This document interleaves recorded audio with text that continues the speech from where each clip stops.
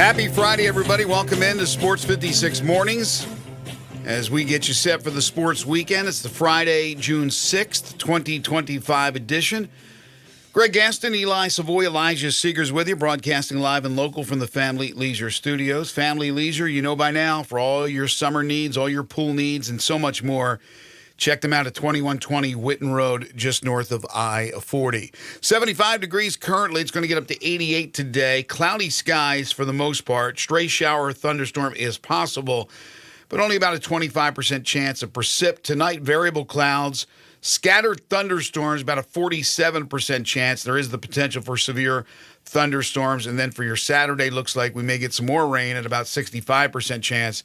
82 for your high temperature on Saturday, then heats up again towards 90 on Sunday. Coming up on the program today, yes, it's going to be another busy show. The NBA Finals underway, and we had drama last night in Oklahoma City. We also had a shocker. Aaron Rodgers has finally made his decision, and I don't think it's any surprise that he's headed to the Pittsburgh Steelers. The Memphis Tigers add a basketball opponent for the upcoming season. In fact, for the next couple of seasons, we'll give you that information. Also, the AutoZone Liberty Bowl announces its date and time for kickoff for the 2025 season, with a game that will be played actually in 2026. John Varlas will join us at 7:25, the prep reporter for the Daily Memphian, and so much more, as I like to say. JV in studio at 7:25. At 8:25, our buddy Ed DeRosa, our horse racing insider, will join us to give us the lowdown on the Belmont Stakes, the final race of horse racing's Triple Crown. Unfortunately, there will not be a horse going for the Triple Crown win this year, but it will be the rubber match, if you will, between sovereignty and journalism. At 9:05, Kendrick Davis will join us, the former Memphis Tigers star who has been burning it up internationally and hoping to get that crack at the NBA. If he's played before in the G League, but he's played internationally in China, in New Zealand, and other places, and he's really done a nice job putting his name on the stage internationally. He is in Memphis. We will talk to him. And then at 9:25, Harold Grader will join us for a few moments to give us all the details of the AutoZone Liberty Bowl game for this upcoming season. And then we'll get 10 in a row in. So not the normal 9:05. We'll get it in our last, basically, 20 minutes of the show, the game show that has swept the nation. We'll take your calls and texts on the Sissy's Log Cabin listener lines at 901-360-8255. Good morning. Good morning. What a game, huh? Man, it was something. Tyrese Halliburton has some sort of voodoo magic when it comes to late game situation. That just what an unbelievable run he has had with clutch shots, and it just their team, the comebacks. It's absolutely crazy how many times they've now done that in this postseason. When is a stat misleading? When that stat is turnovers. The Indiana Pacers turned the ball over 24 times. They turned it over 9 times in the first quarter. They had 19 turnovers by halftime. So give them credit for protecting the basketball better in the second half, just 5 turnovers. But they had 4 times as many. Let me repeat that. 4 times as many turnovers as Oklahoma City. 24-6. Yet, the Indiana Pacers hung around. Every time it looked like Oklahoma City would just roll them out of the building. They made a clutch shot, a big play, hung in there. They got it to within 3 points with a $1:59 or $1:57 to go. And then down the stretch, making the plays, getting the big defensive stop on SGA. And then, as you mentioned, Eli Halliburton, the game winner with 0.3 seconds to go. And that turnover statistic, again, is startling. If I was to tell you a team had 24 turnovers, another team had 6, and that team that had 6 lost.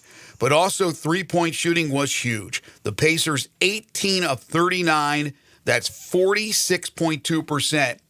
And they had really everybody contributing. With Oklahoma City, yes, as I said before, SGA is going to get his points. You just got to keep everybody else in check. Well, that's exactly what happened. SGA scored 38 points. And then you look at three-point shooting.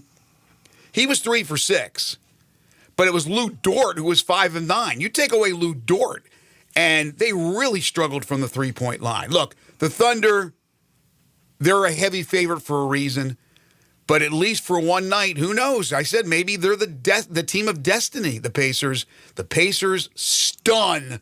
And I mean stun. We use that term loosely in sports. That was stunning. 111, 110. The fact that Oklahoma City only got 11 points off of turnovers is crazy. I mean, they are so good at turning turnovers into points. And to only get 11 off of 24 turnovers is really, I mean, amazing that they would be held that low. And, you know, obviously three-point shooting is always the great equalizer in basketball now. And in that fourth quarter, it was the difference maker as Indiana makes 6 out of 10 in that quarter, and Oklahoma City went 0 for 5 in the fourth quarter. Give Indiana credit. They are not a great rebounding team, but they dominated on the boards, especially in the fourth quarter, to create extra opportunities. It's just crazy. Again, I mean, this game for Oklahoma City is the exact replica of Game 1 against Denver. That one, they had a 14-point fourth quarter lead. Aaron Gordon hits the three at the end to win that game for Denver. This was a 15-point lead. Obviously, Tyrese Halliburton hits the shot at the end to win the game. It was almost exact replica of Game 1, which was the other home game they lost in the playoffs, was that Game 1 against Denver. But, I mean, it's the rebounding numbers. 56-39. Three guys in double digits, including Halliburton, double-digit rebounds. Mm-hmm. But they had to have that to overcome the bonus possessions basically they gave up because of the turnovers. But, yeah, the 11 points only off of the 24 turnovers is the really shocking statistic for me, just because of how good Oklahoma City is normally in getting points off turnovers. Thunder the coach decided to start Cason Wallace as opposed to Hartenstein. I don't think that made much of a difference, but they went with him. Hartenstein came off the bench, had 9 points and 9 rebounds. But again, SGA 38 points. Jalen Williams 17. Holmgren 6.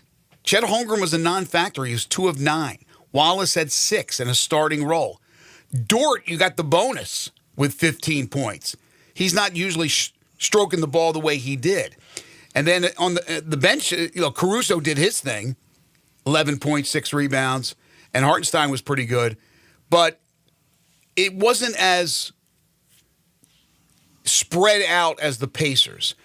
Pacers starters all in double figures. And then Obi Toppin, boy, was he a difference maker. Comes off the bench for 17, hits 5 of 8 threes. This is the 5th time in the playoffs this year that the Pacers have rallied from a 15-point deficit or more to win a game. 5th time, the most for any team since 1998. Elijah, are you still in stunned mode? It's hard to be at this Pacers team as many times as they've done it now, but they've got me stunned once again. They continue to do it, and they hit that magic number when they score over 110 points. They win. They got to 111 somehow last night, so that appears to be the magic number. You had the Pacers yesterday in our predictions winning 2 and taking it to 6, but still Oklahoma City winning, and we both, Eli and I, leaned on the 5, thinking that maybe the Pacers get 1 at home, and that's probably it. Well, now the Pacers, throughout the books, baby, they get the win in Oklahoma City. Again, if you put a gun in my head and I got to make a bet, I'm betting Oklahoma City to win the series. And Game 2, we'll see how they come out on Sunday, but I think they're going to come out angry. I mean, it opened up like this was going to be a 50-point rout. Like this was going to be the first round against the Grizzlies, Game 1. That's the way it was going. With all those turnovers, the Pacers, it was like a big brother going up against the little brother, where the little brother would turn his head and the big brother would just take it from him. I mean, they would dribble the ball up. There would be a dude from behind they weren't aware of. A guy comes in from the side. Typical Oklahoma City. But here's one thing that really stood out to me that the Pacers did that I knew they would. Because we talked about this when we previewed this series ad nauseum earlier this week. The Knicks were horrible in getting back on defense. The Pacers are really good at getting back on defense. So even when they turned it over, they were able to get back in the right position to prevent all those transition points. And so, again, that's why I like Indiana to give them a battle. I still think in the end, Oklahoma City is just a better team with better players. But, man, you can't measure heart. And maybe, again, destiny. Maybe it's destiny for the Pacers this year. But one game does not make a series. But last night, that was tremendous. And I don't care if it was small markets, large markets, teams from Venus. I don't care. That was great basketball. And I would imagine that it was tremendous as far as the numbers are concerned, as far as TV ratings, because the drama that was there in the end, as long as people didn't shut it down when it was 12 or whatever, 13, whatever the lead was, maybe some would go away. But if you stuck with it, you saw a great opening game of the NBA Finals. Yeah, I mean, in the end, that's what you want. I mean, that's what I don't. It doesn't matter to me really. I don't care about either one of the teams. So give me good games. And yeah, at halftime, it certainly did not look like we were destined for a dramatic finish.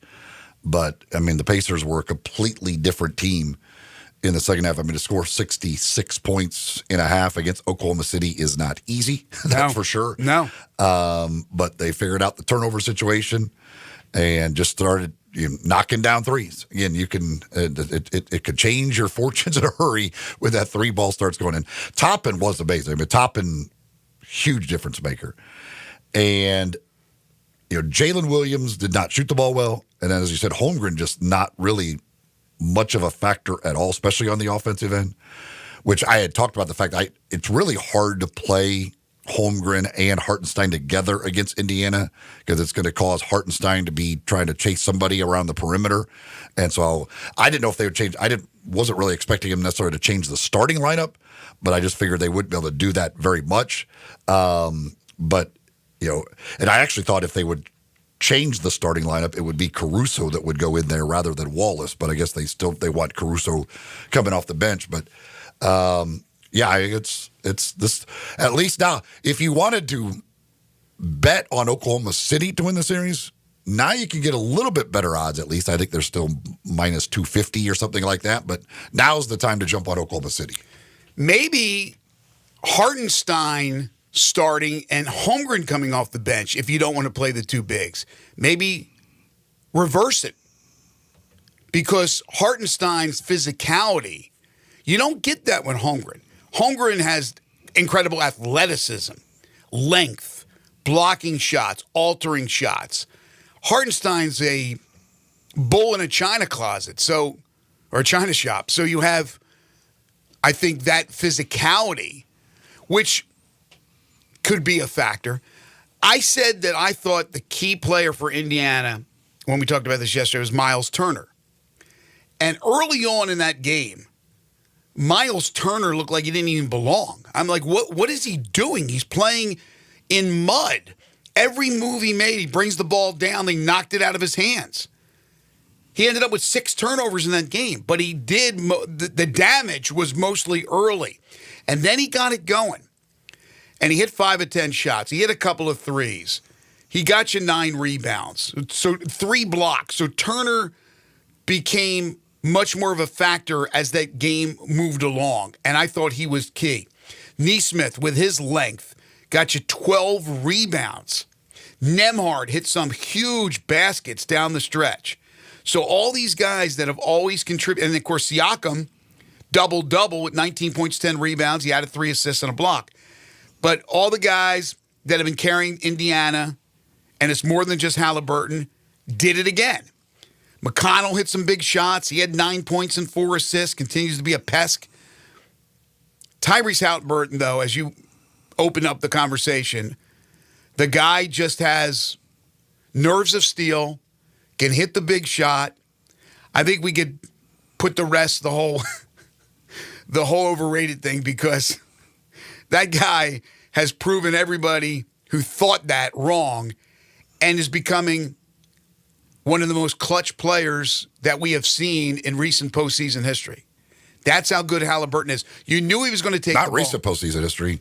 In postseason history. Okay. Dude, like, it's unbelievable. Dude, he's got 4 either lead-changing or tying shots in the final 5 seconds in one postseason. Well, let me ask you a question. They hand the ball after they stopped SGA. SGA missed the mid-range.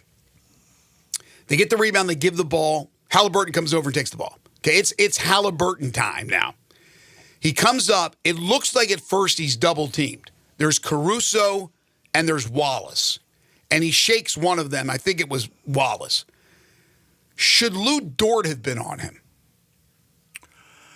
Well, they trust Wall. They trust Wolo. They were just matching up. At that point, you're just getting matched up. And they trust Wallace. They trust any of those guys guarding him. And Wallace, had a hand right there in his face when he shot.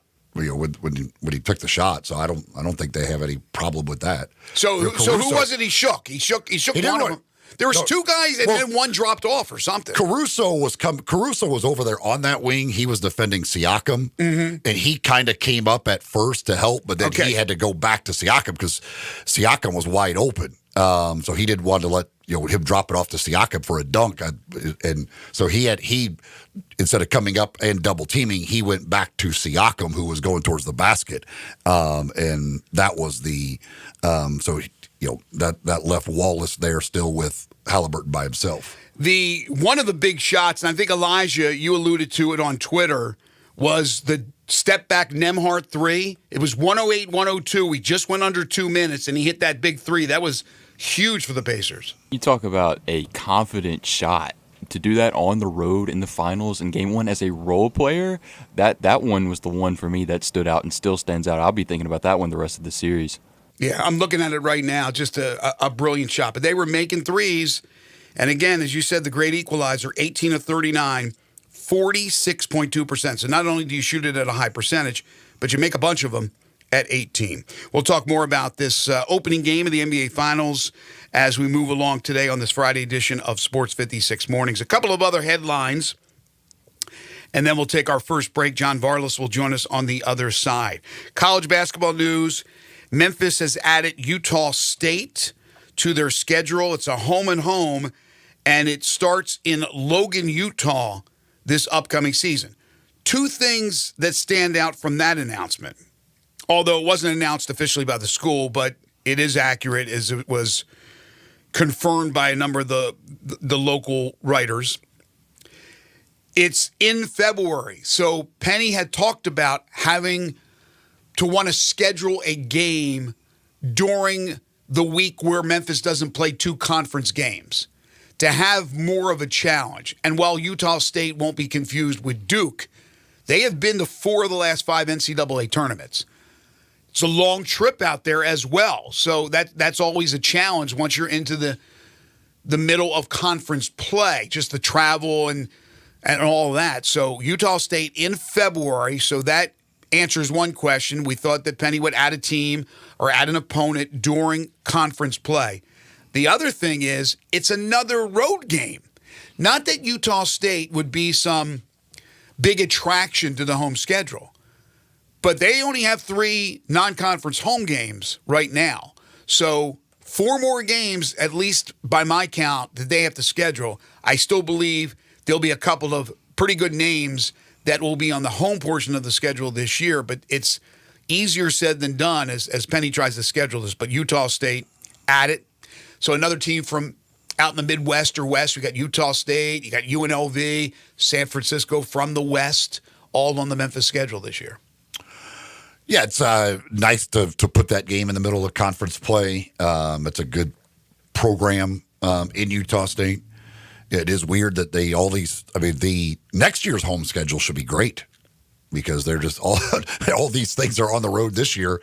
A lot of them have to come in next year. But at some point here, you do figure you got to start adding some home games to that schedule. We'll talk more about this at 8:05, but the Aaron Rodgers news came down yesterday. I don't know why people are surprised by this. I've said it all along, not that I had any inside information, but I just felt the way Pittsburgh has acted in the offseason towards quarterbacks told me that they knew, and I guess you can never say 100% with Aaron Rodgers, but they knew, Tomlin knew, management knew, ownership knew that they were getting him. It was just a matter of you're on Rodgers' time, because all you did was bring back Mason Rudolph, and you drafted and you waited until the 6th round to take a quarterback, and you took Will Howard. Who knows what Will Howard will do in the NFL, but the prospects weren't high. That's why he went so late, even though he was a college football national champion winning quarterback. So, again, no, that's just my thoughts. I've said it all along. I've been very consistent with it, that Pittsburgh, going into the draft, they knew they were going to get Aaron Rodgers. And yesterday they land Rodgers for a 1-year deal. I don't think terms were announced. He will attend camp next week. So we'll see. Pittsburgh riding with the arm of a 41-year-old quarterback named Aaron Rodgers. Yeah, I mean, they tried the Russell Wilson experience. Now they'll try the Aaron Rodgers experience. He gets to play the Jets in week 1. Should be interesting. Mm-hmm. But, were there a lot of people who are surprised by this? I didn't see anybody that was surprised. Oh, I could show you a story I read yesterday, and I forget who had it. It said, the stunning decision by Aaron Rodgers. Like, the stunning decision. Pittsburgh, that's a smart organization. Mike Tomlin's a smart guy, right? They're not. You can question how smart this move is. Well, compared to what they had, yeah, maybe. Who knows if they were trying to do other things, maybe acquire Matthew Stafford, maybe they made overtures into that. But what you don't have much choice here. So you're taking a shot with a guy who last year, by the way, was, I think, 1st or 2nd in pass attempts. He now has weapons. DK Metcalf with Pittsburgh, Freiermuth, the tight end, Calvin Austin, our buddy from Memphis, and the speed. I don't know. If they can keep him upright, Aaron Rodgers was still pretty accurate last year and still had some pretty good numbers for a bad team. Pittsburgh's not a great team, but they're normally a playoff team. So, yeah, I still think it's a very smart. What I'm saying is they knew it. They had to have known it. If he said no to them or decided to retire, you're going into camp with Mason Rudolph and Will Howard? You're going to bring back Terry Bradshaw, who, by the way, does not like Aaron Rodgers and made that pretty clear before this even came down officially. All right, we'll take a time out. We got so much more to get into. John Varlas will join us next. I do want to tell you about Dinstall's. Dinstall's Fine Candies and Chocolates been putting smiles on people's faces for over 122 years, which is absolutely crazy when you just think about it. I don't know what they had 122 years ago, but I'm sure it's not the variety that they have today. And this weekend, their summer sizzler deal is on the fudge. The chocolate fudge at $15.95 a pound. That's pretty good for a pound of that delicious Dinstall's chocolate fudge. This weekend only, the summer sizzler deal. Now, Father's Day next weekend. I can tell you this. I wouldn't mind if my kids, my wife, got me some chocolate-covered pretzels from Dinstall's. That is my favorite. So for all the dads out there, I'm sure a nice treat from Dinstall's makes an awful lot of sense. It's always a good time for Dinstall's Fine Candies and Chocolates. They have 5 locations to choose from: Collierville, Germantown, Laurelwood, that's in East Memphis, Pleasant View, where they make the candies, that's where the factory is, and downtown Memphis. Dinstall's Fine Candies and Chocolates for over 122 years.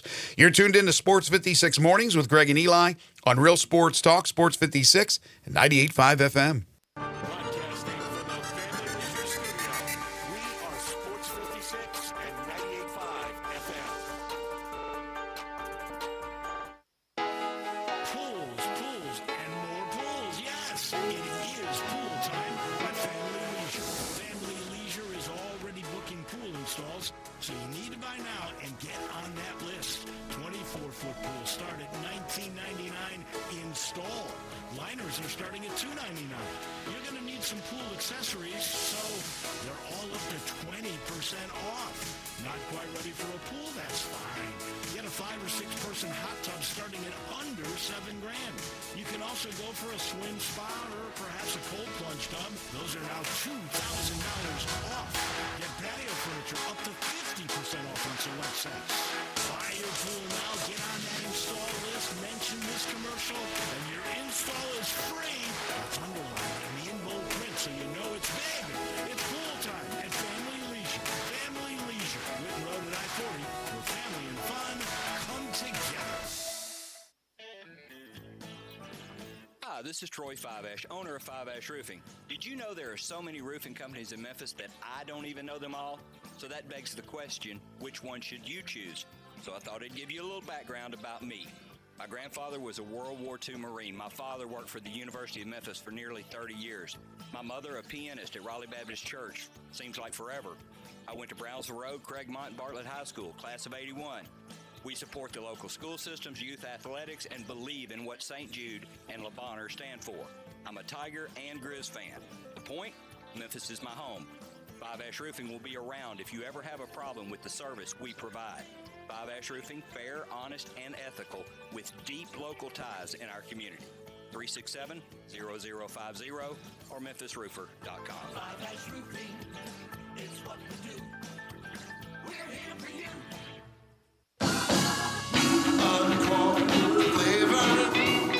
Corky's barbecue. Cooking it up. Down home way. Hickory smoke flavor like the good old days. Hey y'all, Jimmy Stovall here with Corky's Barbecue. With over 175,000 cars served in our drive-thru, 4,000 online pickup orders, and 1,500 party packs delivered to offices and events every year.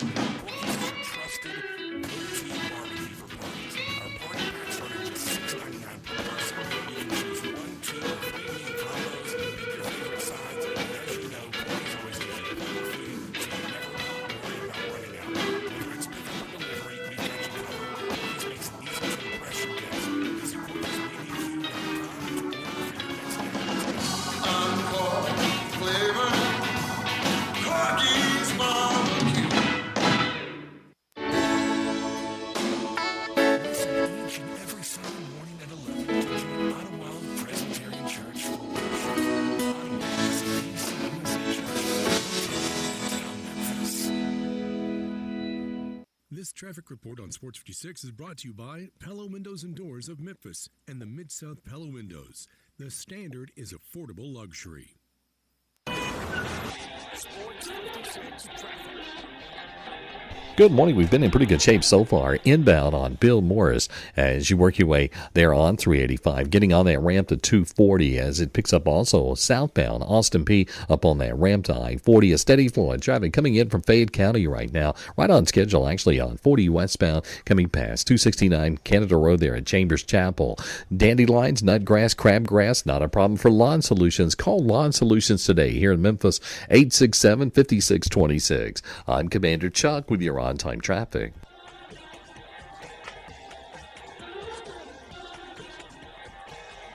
Now back to Sports 56 mornings on Sports 56 and 98.5 FM. Here once again, Greg Gaston and Eli Savoy. Welcome back, everyone. Happy Friday to you. 7:29 the time. Greg, Eli, and Elijah. And now about to be joined by John. It's time for Greg and Eli's weekly visit with John Vargas on Daily. Check out John's prep sports coverage and much more at DailyFM.com. John is brought to you by Shoot 360 Memphis. With the pros and preps go to get their shot. Shoot 360 Memphis. Now here's John Vargas with Greg and Eli. He's the award-winning prep reporter from the Daily Memphian, but so much more. He's John Varlas. You can follow him on Twitter at John Varlas. He's with us each and every Friday. He is brought to you by the great folks at Shoot 360 Memphis. Good morning, John. Hey, good morning. Yes, indeed. Shoot 360 Memphis out there on Big Orange Road in Cordova. 901-779-3176. It's the best place that I know to go in and get better at the game of basketball, and they do it, Greg, in a kind of unique way, which you talk about all throughout the week, but it bears repeating. They have the a really kind of cool combination. They have hands-on coaching, one-on-one instruction, but they also have really high-tech, sophisticated, advanced technology, so you can see in real time what you're doing wrong and what you're doing right with your shot. You can track your release point, your trajectory, all those things, your arc, your depth, and they'll give you the real-time feedback. They'll correct it and show you what you're doing wrong and help you get better shooting the basketball. And that's, in a lot of cases, that's the most important thing right now in the game of basketball is shooting. So give them a call, 901-779-3176. All age levels are welcome, boys, girls, elementary school, high school, middle school, they'll work with you on that. They'll work with you on your subscription plan. You can do a month, you can do longer. But like my friend Greg always says, go out there to the facility on Big Orange Road in Collierville, see for yourself, see what they have to offer, and I'm sure you'll like it. And if you do, use promo code JV2025 so they'll know I sent you, and they'll take care of you at Shoot 360 Memphis. All right, JV, we always ask you to open up with a bone that you would like to pick. Anything on your mind this week? I do, and it's continuation of your first segment discussion, and I know nothing's going to change because it's all about the clicks now and the attention and the page views. But the NBA media, they're rushed to anoint whoever as the next superstar, Anthony Edwards, Ant, face of the game and all this and that. When and right before your eyes, you've got Tyrese Halliburton, who's a legitimate superstar, who's having an incredible postseason right in front of your eyes, and yet, it seems to be a curious refusal to acknowledge the greatness of this man. And as a reporter, you got to let the story sometimes come to you. You can't force the story. You have to see and sit back and watch what's going to unfold and see what the story is and what's going to happen rather than, pushing a narrative about what should happen or what will happen. And right now what's happening is Tyrese Halliburton is becoming a superstar right in front of our eyes and having a postseason for the ages. And, and if the Corgi is right, and I trust that he is, the Indiana Pacers are going to be champions here within 10 or 12 days or so. But no, I kid about the dog, but not about Tyrese Halliburton. He is a legitimate superstar, and the consistent refusal to, by some, the Stephen A. Smiths and the Kendrick Perkins of the world to acknowledge that is frustrating to me. I don't know what else you would want from your point guard and your leader and the best player on your team. Real quick, explain the Corgi, because people out there are going, what the hell is he talking about? Well, there's this dog on the internet, and what he does is he stands at the top of the family stairs.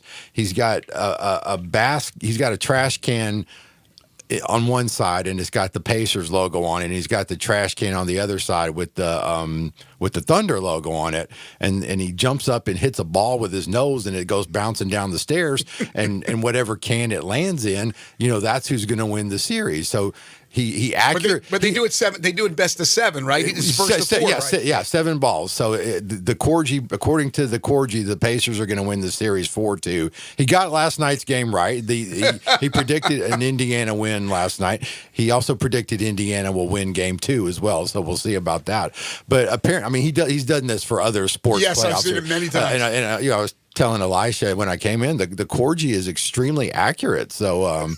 So maybe he will be right, but I don't even know if the Corgi could have predicted the ascendance of Tyrese Halliburton. But he's turning into truly one of the best players of the game right in front of our eyes, and it's just weird that people don't seem to want to acknowledge that. Well, and to your point, heck, they wouldn't even vote him MVP of the Eastern Conference Finals. No, they didn't do that. They voted him the most overrated. He was voted most overrated player by his peers. If you follow the stuff on social media, people think he's kind of corny or whatever, but I mean, none of that stuff matters. Winning basketball games is what matters. Getting your team into the finals is what matters. Right. And I, like I said, I don't know what more you could ask for from the leader of your team and the face of your franchise and your best player. I mean, he's doing what superstars and what winners do.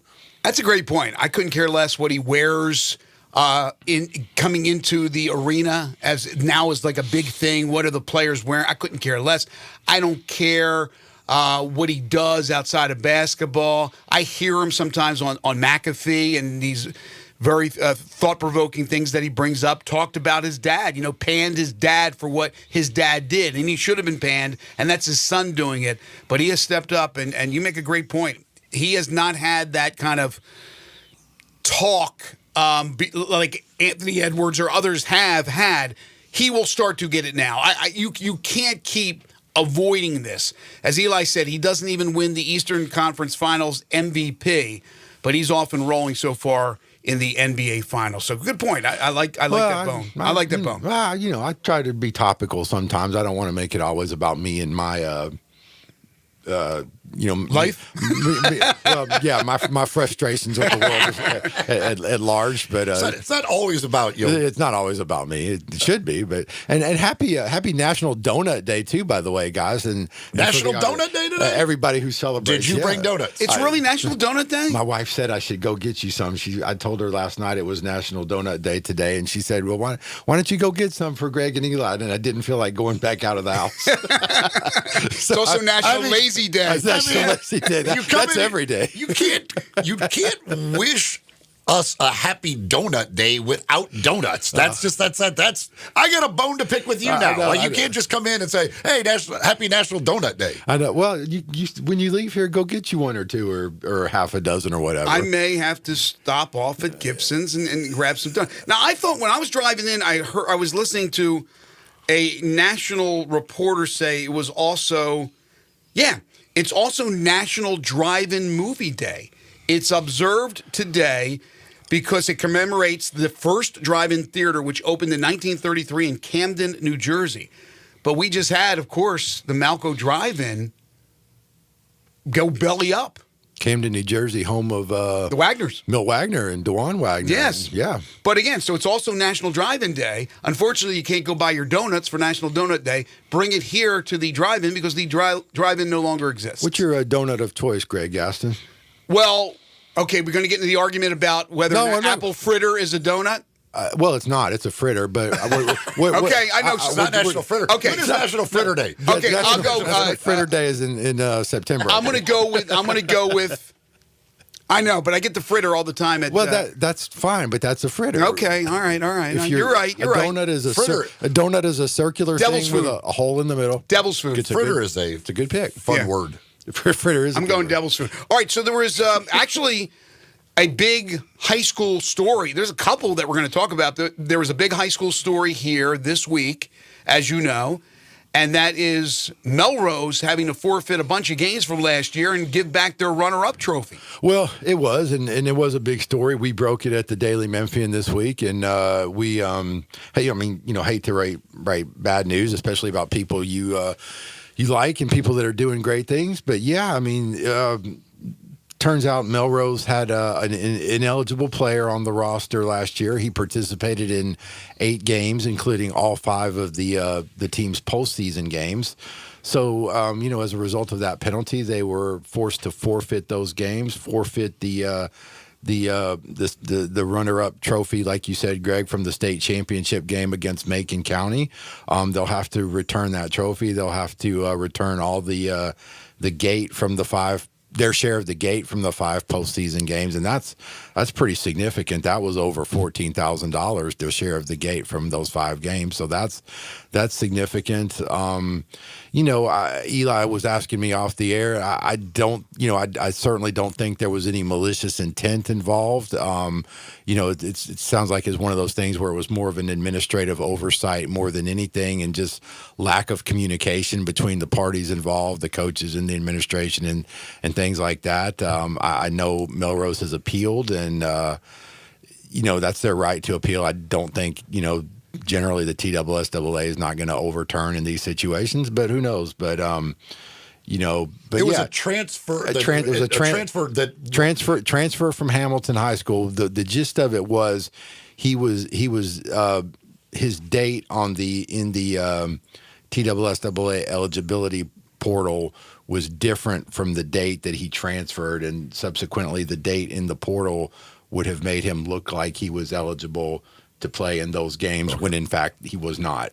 So why did it take this long, or has the investigation been going on since the end of the season? I would have to assume that because they've been looking into it. I know, from the TSSAA side, there's been lots of email correspondence back and forth trying to check things and get stories and try to figure things out. So sometimes these things take time, and it's unfortunate, but again, to stress, I don't think there was any malicious intent involved. And if Melrose goes forward and does the good things this year that I think they will with the team they got coming back and some of the additions they'll have next season, especially at the quarterback position, I think they'll be fine. I mean, it stinks, but ultimately it's not the end of the world if they can move past this and keep doing the good work that they've already started out there. Do they also zap their memories of the game? They don't zap their memories, and that's a good point, Eli. You can't. It's not like a sci-fi movie where you wipe your brain clean and you experience everything all over again. Yeah, no, they were there. They took the bus to Chattanooga. They played in the state championship game. They won those playoff games, and the player in question, he played. He contributed. He wasn't the best player on the team, but he certainly wasn't the worst, and so he certainly contributed to those wins. And from that perspective, you gotta, TSSAA does what they do, but like I said, ultimately, if they should be able to move past this and move forward. With the new transfer rule that they have now, would he have been eligible? No. Well, it wasn't. Again, it was a dating thing in terms of when he transferred. The new transfer rule now specifically addresses reasons for transferring. This was a timing issue. Okay. Yeah, so that was the problem on that. That doesn't really matter. Even though we're in the off season, using the air quotes of preps, there's always stories, and you always seem to walk right into some good stories. You got one that's going to drop today at the Daily Memphian. Drop, yeah, for sure. I appreciate the promo. Yeah, we. So they had the Pete Story Summer League this week out at P7 Sports out there in Cordova, and we went out and checked out Briarcrest, and I got to meet this Joshua Huggins, the new sophomore to be, who's transferred in from Goodpasture in Nashville, and what an impressive young man he is. I mean, as a basketball player, his talent just jumps right out at you. He's 6'6", but he's not he's not one of these string bean 6'6s. He's put together really well. He can shoot. He can he can defend. Any position 1 through 5. And what I really like about him is he lets the game come to him. He doesn't force things. Even though he's a young player, and you might think sometimes young players might be prone to do that. He doesn't force things. He lets the game come to him. He's extremely mature and level headed and just a kind of quiet, unassuming kid. But, I think he's got the potential to really, really make Briarcrest special this year, especially when you consider, they're scheduled to bring back Fred Smith, the Mr. Basketball winner. So you got a 6'7" kid in Fred with a tremendously high basketball IQ. You add Josh, who's about 6'5", 6'6", also a high basketball IQ. Real skilled guys. That you can do a lot of high-low things with them. I mean, Briarcrest really has the potential to be an interesting and fun team next year if if things play out like they're hoping they will. And so Joshua Huggins picked up an offer from Memphis recently, and that's a cool thing to see too. Greg, when you came here, you can remember when the Memphis team, the Tigers, were made up primarily of Memphis guys, and if you were a good player here in the city, you got a Memphis offer, and you wanted to stay and play here for the most part. Yeah, and I get it. Times have changed, and you can't have you probably can't win with a roster of 10 or 11 Memphis guys now like you did, but the Fred Smiths, the Josh Huggins, the guys in Bartlett that have Memphis offers, Braylon Williams and Dylan Jones and D TJ Okot. It's really cool, I think, to see Coach Hardaway getting back to prioritizing the local high school kids here in Memphis, letting them know they have a place if they want it, letting them know they're interested, and having that, having that on your roster. They'll have Julius Thedford and Curtis Givens on the team this year from Memphis. Some of these kids coming up, maybe they stay and play for Memphis. I think that's a good thing. Not like I said, you can't build your whole team that way like you used to, but 2, 3, 4 guys, a good local core. I mean, I think that's wonderful, and I think that's something that it's good that Coach Hardaway seems to be prioritizing once again. All right, we'll take a quick break. More with John Varlas from the Daily Memphian when we return. You're tuned in to Sports 56 Mornings with Greg and Eli on Real Sports Talk, Sports 56 and 98.5 FM. Be sure to follow us at Sports56 WHBQ on Twitter, Facebook, Instagram, and YouTube to watch live video of our shows. Stay up to date with station events and have chances to win prizes. Don't miss out on anything that's going on. Follow us at Sports56 WHBQ. I'm Gary York. I'm the service director of Lexus in Memphis. Our service department wants to be more than just a place where you get your oil changed. We do glass repair, windshield replacement, recalibration of your camera and sonar systems, even wheel repair, tire replacement, all the things you would expect from a luxury automotive dealer. Please check out our website. You can schedule your appointment, check out our specials, hours of operation, or if you'd like to do it in person, please reach out to one of our associates at 901-271-5199. I think a lot about golf, and when I think golf, I think Miramichi. Did you know Miramichi Golf Course offers membership? It's a great way to play more golf for less out of pocket. Their memberships run for $300 a month plus tax, and that includes unlimited rounds and range balls, no extra card fees, priority tee time booking, and discounts in the pro shop. Oh, by the way, there's no initiation fee. Miramichi green fees, they'll allow you to choose the right rate at the right time on the right day for your needs. If morning tee times are more important, you can book up to 14 days ahead of time to reserve your spot. If rate is more important to you, there are discounted evening rates available that you can choose from. Miramichi is now open on Mondays, and you'll find the lowest rate is on Thursday. Sometimes you just need to escape the hustle and bustle of life. Miramichi Golf Course provides just the right place to solve that need. The name Miramichi means place of happy retreat. When you need a quiet, peaceful round of golf, please make your way to Miramichi. The Tennessee Department of Environment and Conservation had tentatively decided to terminate a hazardous waste corrective action permit to Velsicol Chemical LLC. TDEC invites the public to submit comments during a 45-day period ending July 21st, 2025. For information, see the public notice in today's edition of the Commercial Appeal or call the Division of Solid Waste Management in Nashville at 615-532-0780. The draft terminated permit may be viewed at the Benjamin L. Hook Central Library or the TDEC Environmental Field Office on Wolf Lake Drive in Memphis. Visit Frontier Western Store today for new shirts and boots. Frontier is your top Carhartt store in the Mid-South. There's thousands of in-stock shirts and jeans. They have the classic K87 pocket tee in every color they make, including new ones just released. Available small to 4X. Want new jeans? Frontier has you covered with super tough work denim by Carhartt. And you've got to check out their selection of Ariat jeans for men, women, and children. You'll love how easy it is to find the size and style you need. Have you seen Frontier's remodeled world-famous boot showroom? It continues to expand. New styles by Ariat just arrived, plus plenty of in-stock proven classics too. Whether you need work or dress boots, trust that Frontier is the place to come. See thousands of pairs of Ariat boots and thousands more by Dan Post, Corral, Durango, Rocky, Twisted X, and others. And Frontier's pricing is lower than online and chain stores, so you know just the local shop to visit. Frontier Western Store, 5880 Goodman Road in Olive Branch, and on the web at frontierwesternstore.com. Locally owned and operated since 1967. Now back to Sports 56 Morning on Sports 56 and 98.5 FM. Here once again, Greg Gaston and Eli Savoy. John Varlas with us, as he is every Friday from the Daily Memphian. You wrote about, and we had Will Hudgens on a couple of weeks ago to promote the Mario Reed Foundation Golf Classic, which is today, and we've had Mario on in the past, and it's a great cause. But you did the story with those two guys. I love the photo of the two of them together. I took that.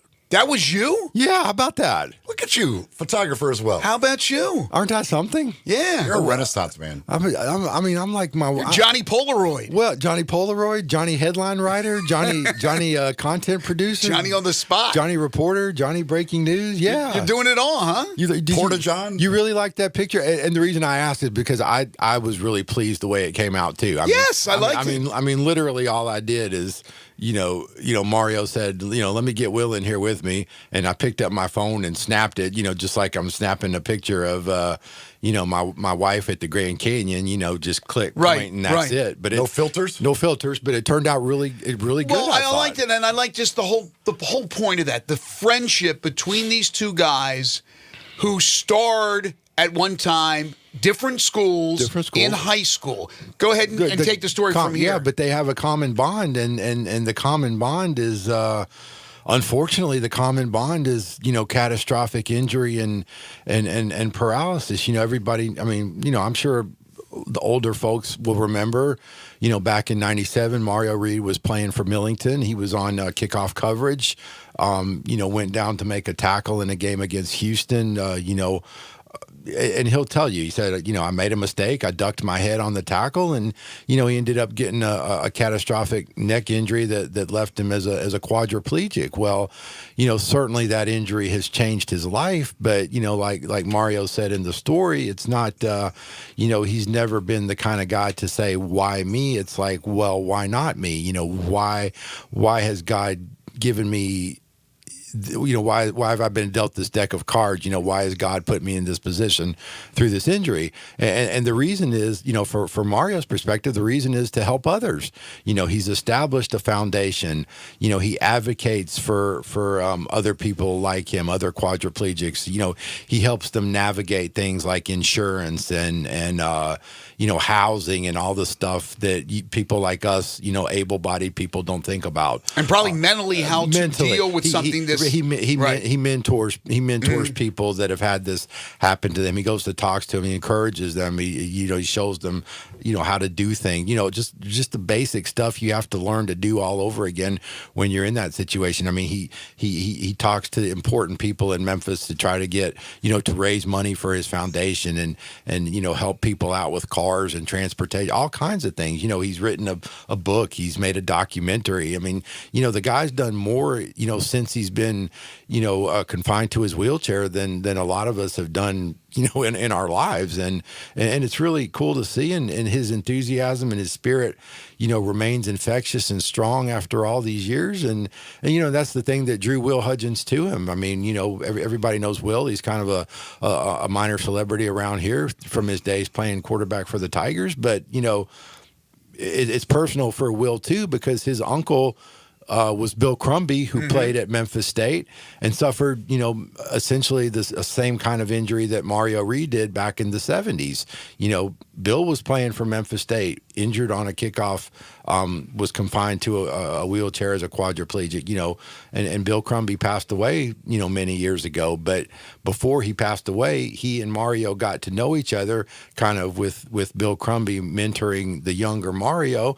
And now Mario's taken on that and carried it forward and doing Bill Crumby's work. So that's kind of where the tie comes in. And, they're great friends. They work together. Will is a member of the board of the Reed Foundation, and he's the one organizing the tournament today. And probably probably not too late to sign up if you want to go in and get a few rounds today out there at Forest Hill in Millington. We got a link on our website in the story, so it may not. Hopefully, it's not too late to sign up.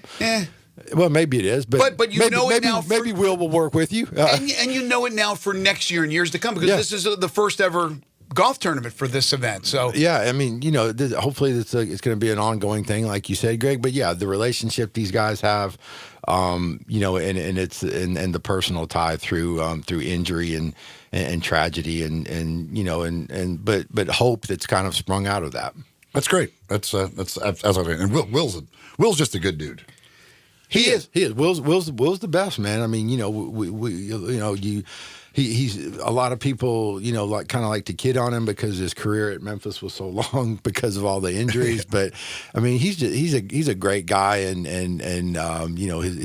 his spirit and personality as well is always upbeat, always positive, and sometimes his name and his status might allow the foundation to get things done that might not normally be done. If you have a Will Hudgens coming to advocate on your behalf, the reality of it is you might listen to Will Hudgens more than you might listen to John Varlas, for example, because Will Hudgens is a former football player. I've always appreciated Will Hudgens. Like you said, he's always got a smile on his face.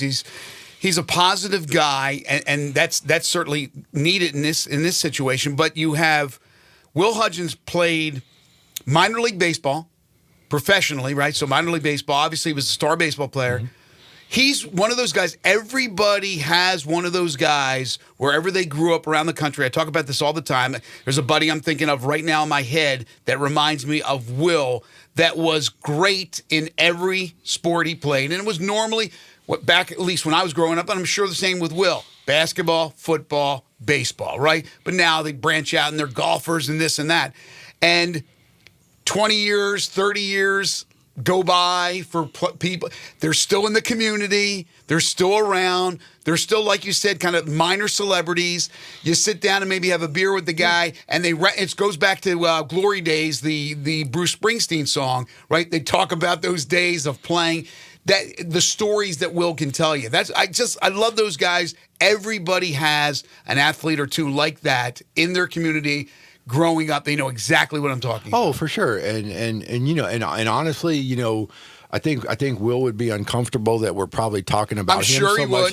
I'm sure he would. He wants to focus on Mario, and he's right. That's where the focus should be. I mean, like I said, the things that Mario Reed has accomplished in his life since his accident, it's incredible. It's incredible, and he's got even bigger dreams. He wants to build a facility somewhere in Memphis.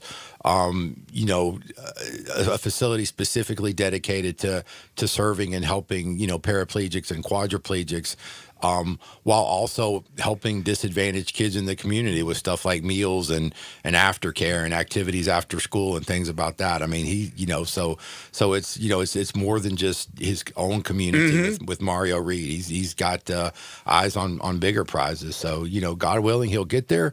He's already done, tons, and who knows what else is left to accomplish for Mario Reed. Go to the Mario Reed Foundation. I'm sure there's a website where you can go find out more about them, and think about donating money and helping out the cause for the future. I don't think there's any question that Mario, who's already accomplished an awful lot, and like I said, we've had him on the show.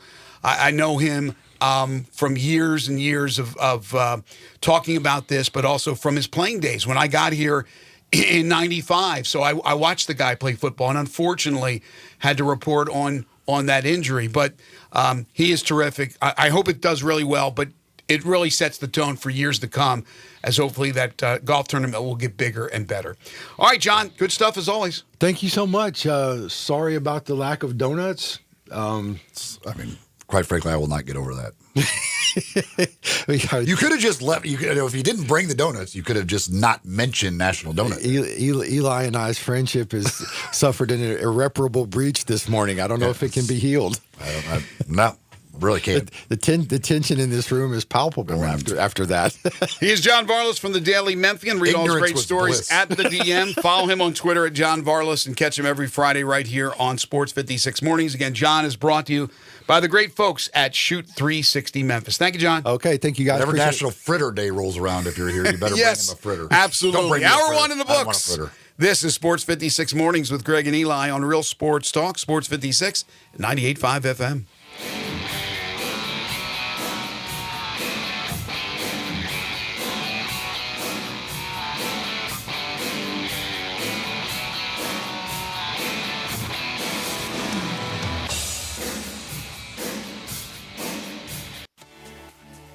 Jason's Deli, when you're dining in or picking up curbside, you can expect wholesome food and no surprises, just delicious sandwiches, crisp salads, and quick quality meals made with the freshest ingredients and no artificial trans fats, MSG, high fructose corn syrup, or artificial colors and dyes.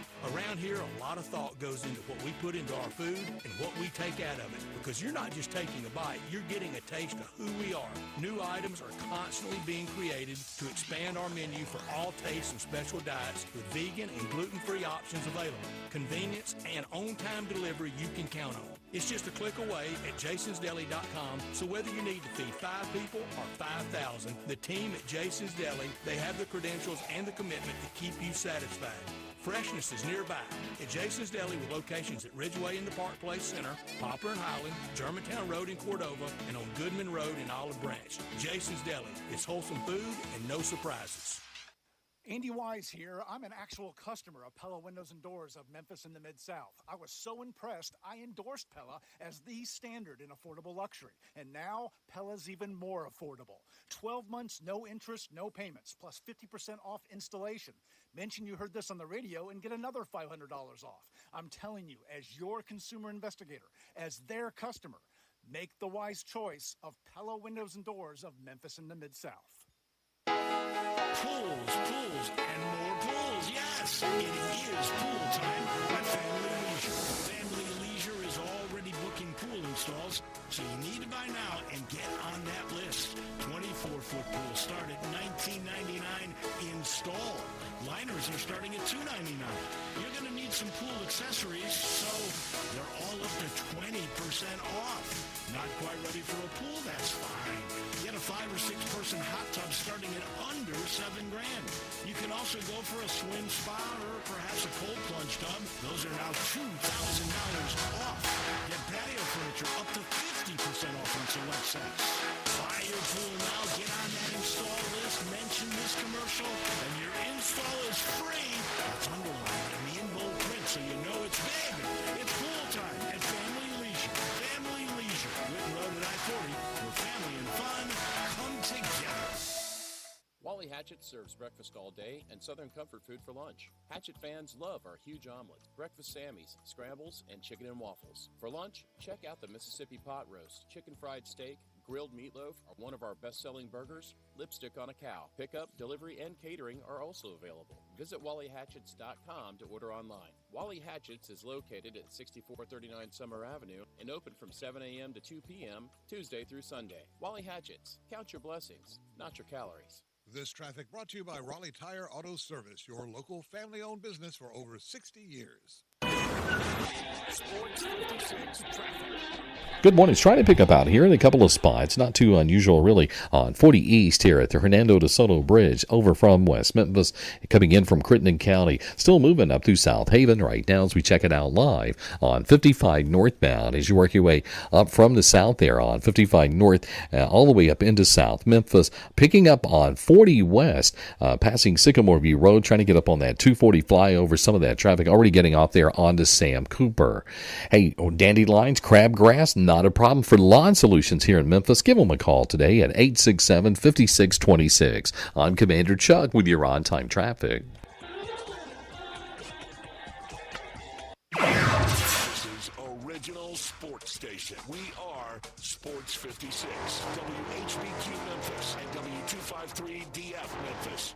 Now back to Sports 56 mornings on Sports 56 and 98.5 FM. This hour is brought to you by James Gaddis Jewelers. Diamonds are forever. Here once again, Greg Gaston and Eli Savoy. Welcome back, everyone. 8:03 the time, hour 2 here on Sports 56 mornings, the Friday, June 6th, 2025 edition. Greg Gaston, Eli Savoy, and Elijah Siggers with you. We're live and local, broadcasting from the Family Leisure Studios. Family Leisure, 2120 Whitten Road, just north of I-40. It's going to be another hot weekend. Maybe a walk inside the air-conditioned Family Leisure might do the trick. You can check out all they have to offer because it's summer. Well, not technically summer yet, but it feels like summer. And as they say, you're going to need a pool. So for all your pool accessories for a new pool, the heck, you may not have the pool. Get the pool at Family Leisure. Always going to get a great deal. 2120 Whitten Road, just north of I-40. So I mentioned hot and humid. Right now, 78 degrees. 78 already at 8:04. It's going to get up to 89. Maybe we'll hit the 90 mark. But generally cloudy, so that'll help out a little bit, right, without the sun shining. A stray shower or thunderstorm is possible. And then tonight, 73 for a low. Scattered thunderstorms, about a 50% chance of severe thunderstorms. So there is that possibility. But again, about a 50% chance of precipitation. Had some rain overnight in the overnight hours last night or early this morning. So maybe you went through that. It was pretty loud around where I live. But right now, okay. We'll see what happens the rest of the day and the rest of the weekend. Hour 2 of the program is brought to you by James Gaddis Jewelers. They are your family's jeweler. They are your bridal, engagement, and anniversary jeweler headquarters. 4900 Poplar between Mendenhall and St. Nick, on the web at gaddisjewelers.com. And every Monday and Friday, they bring you the Memphis Sports Fact. And I alluded to this earlier in hour number 1. Did you know with the addition of Utah State, Memphis will play Utah State in a home-and-home starting this February. They'll play in Draper, Utah. The Tigers have 4 more openings on their schedule for next season. So far, they have only 3 non-conference home games: UNLV, San Francisco, and New Orleans. Again, for all your jewelry needs, if you're looking to get engaged this summer, this fall, make sure James Gaddis Jewelers is one of the jewelers you check out for all your watches and bracelets and necklaces and earrings. So much variety. They are full-service jewelers with 2 bench jewelers ready to serve you each and every day. It's James Gaddis Jewelers. All right, so we opened up the show talking a lot about last night's incredible finish in Game 1 of the NBA Finals, with Indiana winning 111-110. Later on in the show, we will talk with Kendrick Davis, the former Memphis Tiger great, at 9:05. We got Ed DeRosa coming up here at 8:25 on the Belmont. Harold Grader will stop by as well with the news of the date and the time of the kickoff for the AutoZone Liberty Bowl game, which actually will not take place until 2026. We'll give you all the details, and then we'll play 10 in a row, the game show that has swept the nation.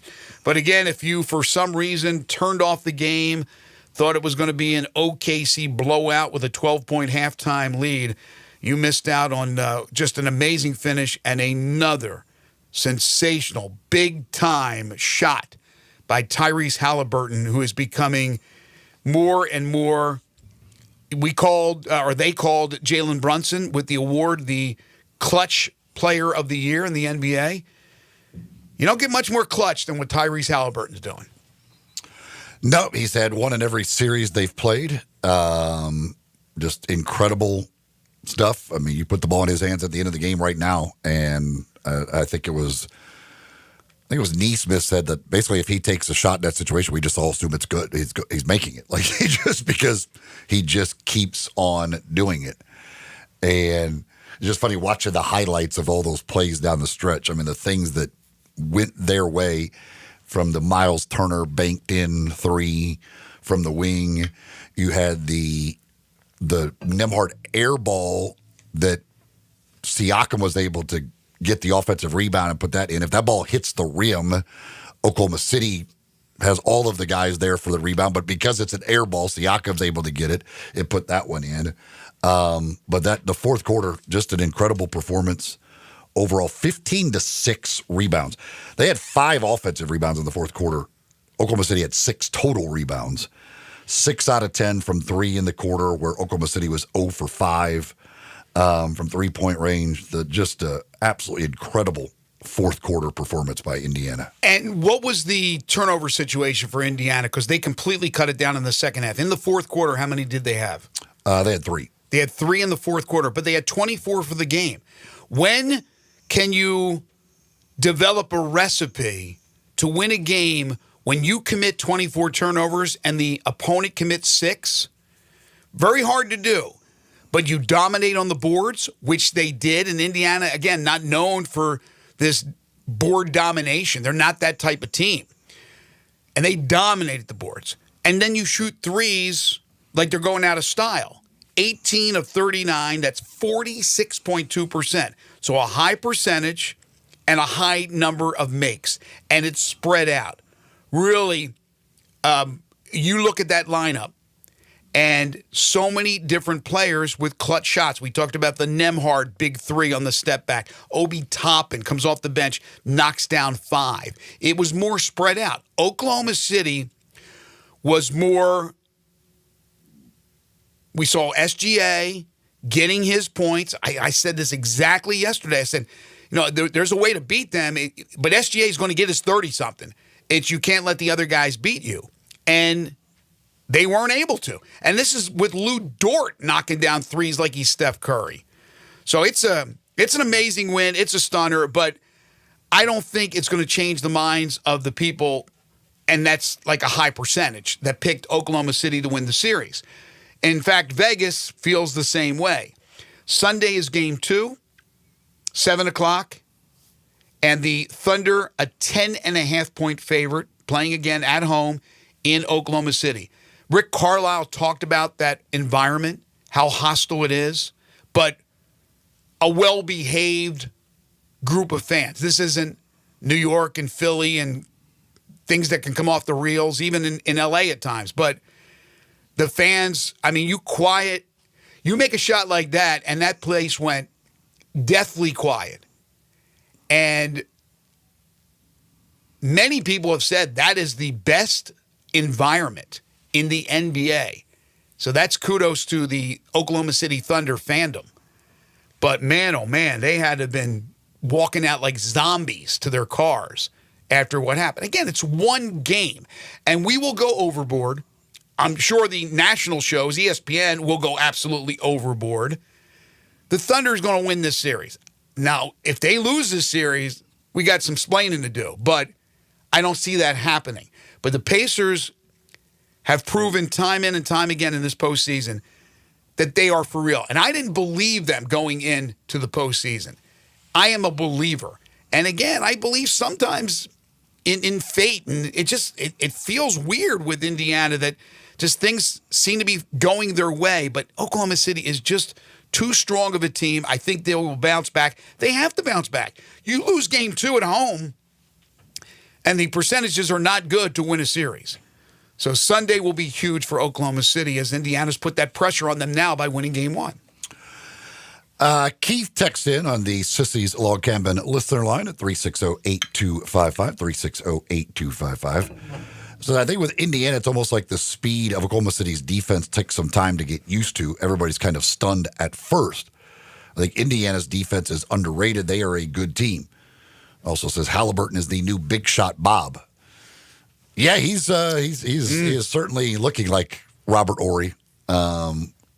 He's got 5 for his career, 4 this year. 4 shots in the final 5 seconds to either tie or take the lead. First of all, they even have that many opportunities in one postseason is crazy. Like you just know, well, you're not going to be that like close games, all those situations presenting themselves, but to do it and then make all of them is just crazy. And I talked about this in hour 1, that this is the 5th time in the postseason this year, this postseason, that Indiana's come back from 15 or more down to win, the most since 1998. Remember, the Knicks, they were down 20 to the Celtics in the first 2 games of their series. I don't know what it is about teams getting big leads and becoming fat and comfortable. You have to step on the accelerator. You have to put away teams when you have a chance to put them away. And it seemed like every time Indiana made a play, every time they were down 12 or whatever it was, they hit a big shot. They got a defensive stop. And they just would not go away. And Breen kept talking about that. I thought Richard Jefferson made a great point early when he said, even though Indiana loves to play fast, they were playing too fast. They have to slow it down. They were playing so fast, they were coming out of their shoes, they were turning the ball over like it was going out of style. Again, 9 turnovers in the first quarter, 19 in the first half. That game should have been over at halftime, but they weren't converting in transition points off turnovers. Why? Because Indiana does a great job getting back on defense. I mentioned it again. The Knicks did not. I'm sorry.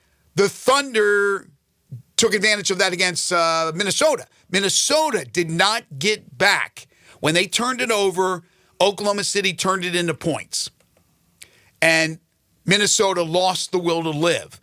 Indiana proved it in the Knicks series, but they have proven it throughout the season. They are really good in transition defense. They get back.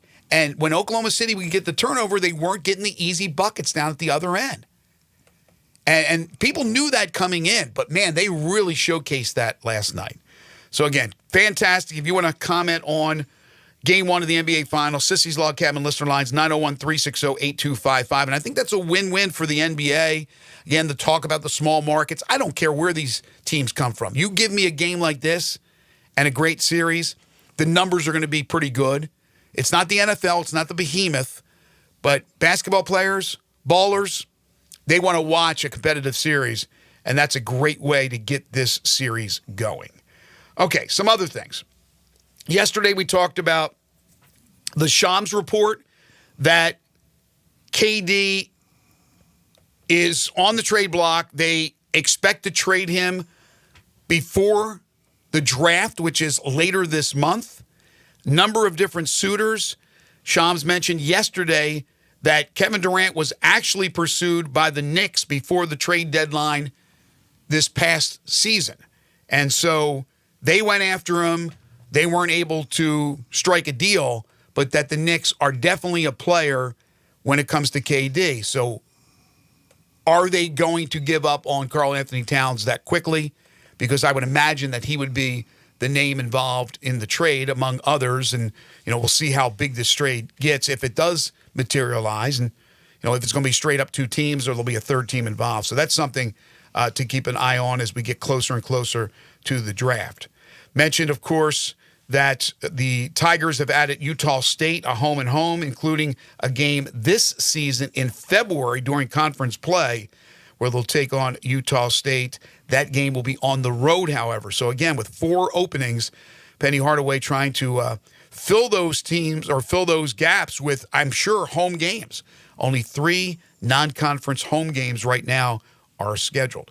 Memphis was unable to land Tafara Gapare, the big who signed with Villanova. So he reunites with Kevin Willard, his former coach at Maryland. So again, Memphis still lacking in size when you look at the roster they have right now. And they're awaiting, of course, the House settlement where the roster would go up to 15, and that still has not come to fruition. All right, the Aaron Rodgers move. He will attend camp next week. He gets a 1-year deal. I've been on this bandwagon for a long time before the draft that the Steelers and Rodgers had something that they verbally agreed upon because there was no sense of urgency for Pittsburgh. There was no worry, it seemed like, with the quarterbacks that they had going into the season before the Rodgers news. So to me, it told me that they knew they were getting Aaron Rodgers. But you think, so what, right? It's Aaron Rodgers at 41. It'll be 42 by season's end. Can Aaron Rodgers help Pittsburgh, and can they get over the hump? They have lost 6 straight playoff games, the Steelers. Recent history of Aaron Rodgers would tell you that it's not going to. The Jets were awful last year. I don't think Aaron Rodgers at this point is some huge difference maker, especially in a division that features Baltimore and Cincinnati. I don't see how Aaron Rodgers is suddenly going to make Pittsburgh some Super Bowl contending team in the AFC. Yeah, that's the toughest part. You hit it on the head, the division they play in. That's extremely hard. But you would admit a lot better weapons, a lot more weapons in Pittsburgh than in New York. With the acquisition of DK Metcalf, to have a receiver that big and physical, and then to have Austin, the speed merchant, plus other guys they acquired. Who else did they add? Mike Williams? They got Freiermuth, the tight end, Warren in the backfield. They have some weapons, Pittsburgh. So I think he has more weapons than he had in New York. At least good weapons, capable weapons.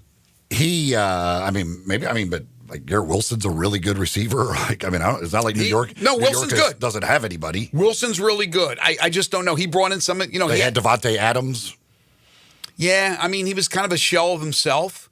He wasn't the Devontae Adams who clicked so many years with Aaron in Green Bay. But I don't know. I like Pittsburgh's team better. They got a better defense.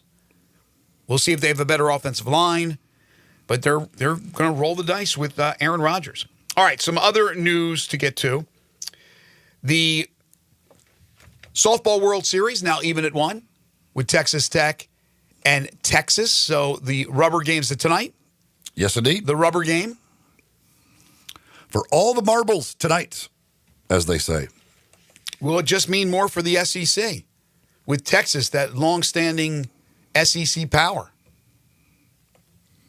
The history in the SEC with the Longhorns goes back a year. College baseball super regionals begin today. 4 of the 8 super regionals in action today. Arizona at North Carolina, Miami at Louisville, Florida State at Oregon State, and then Coastal Carolina at Auburn.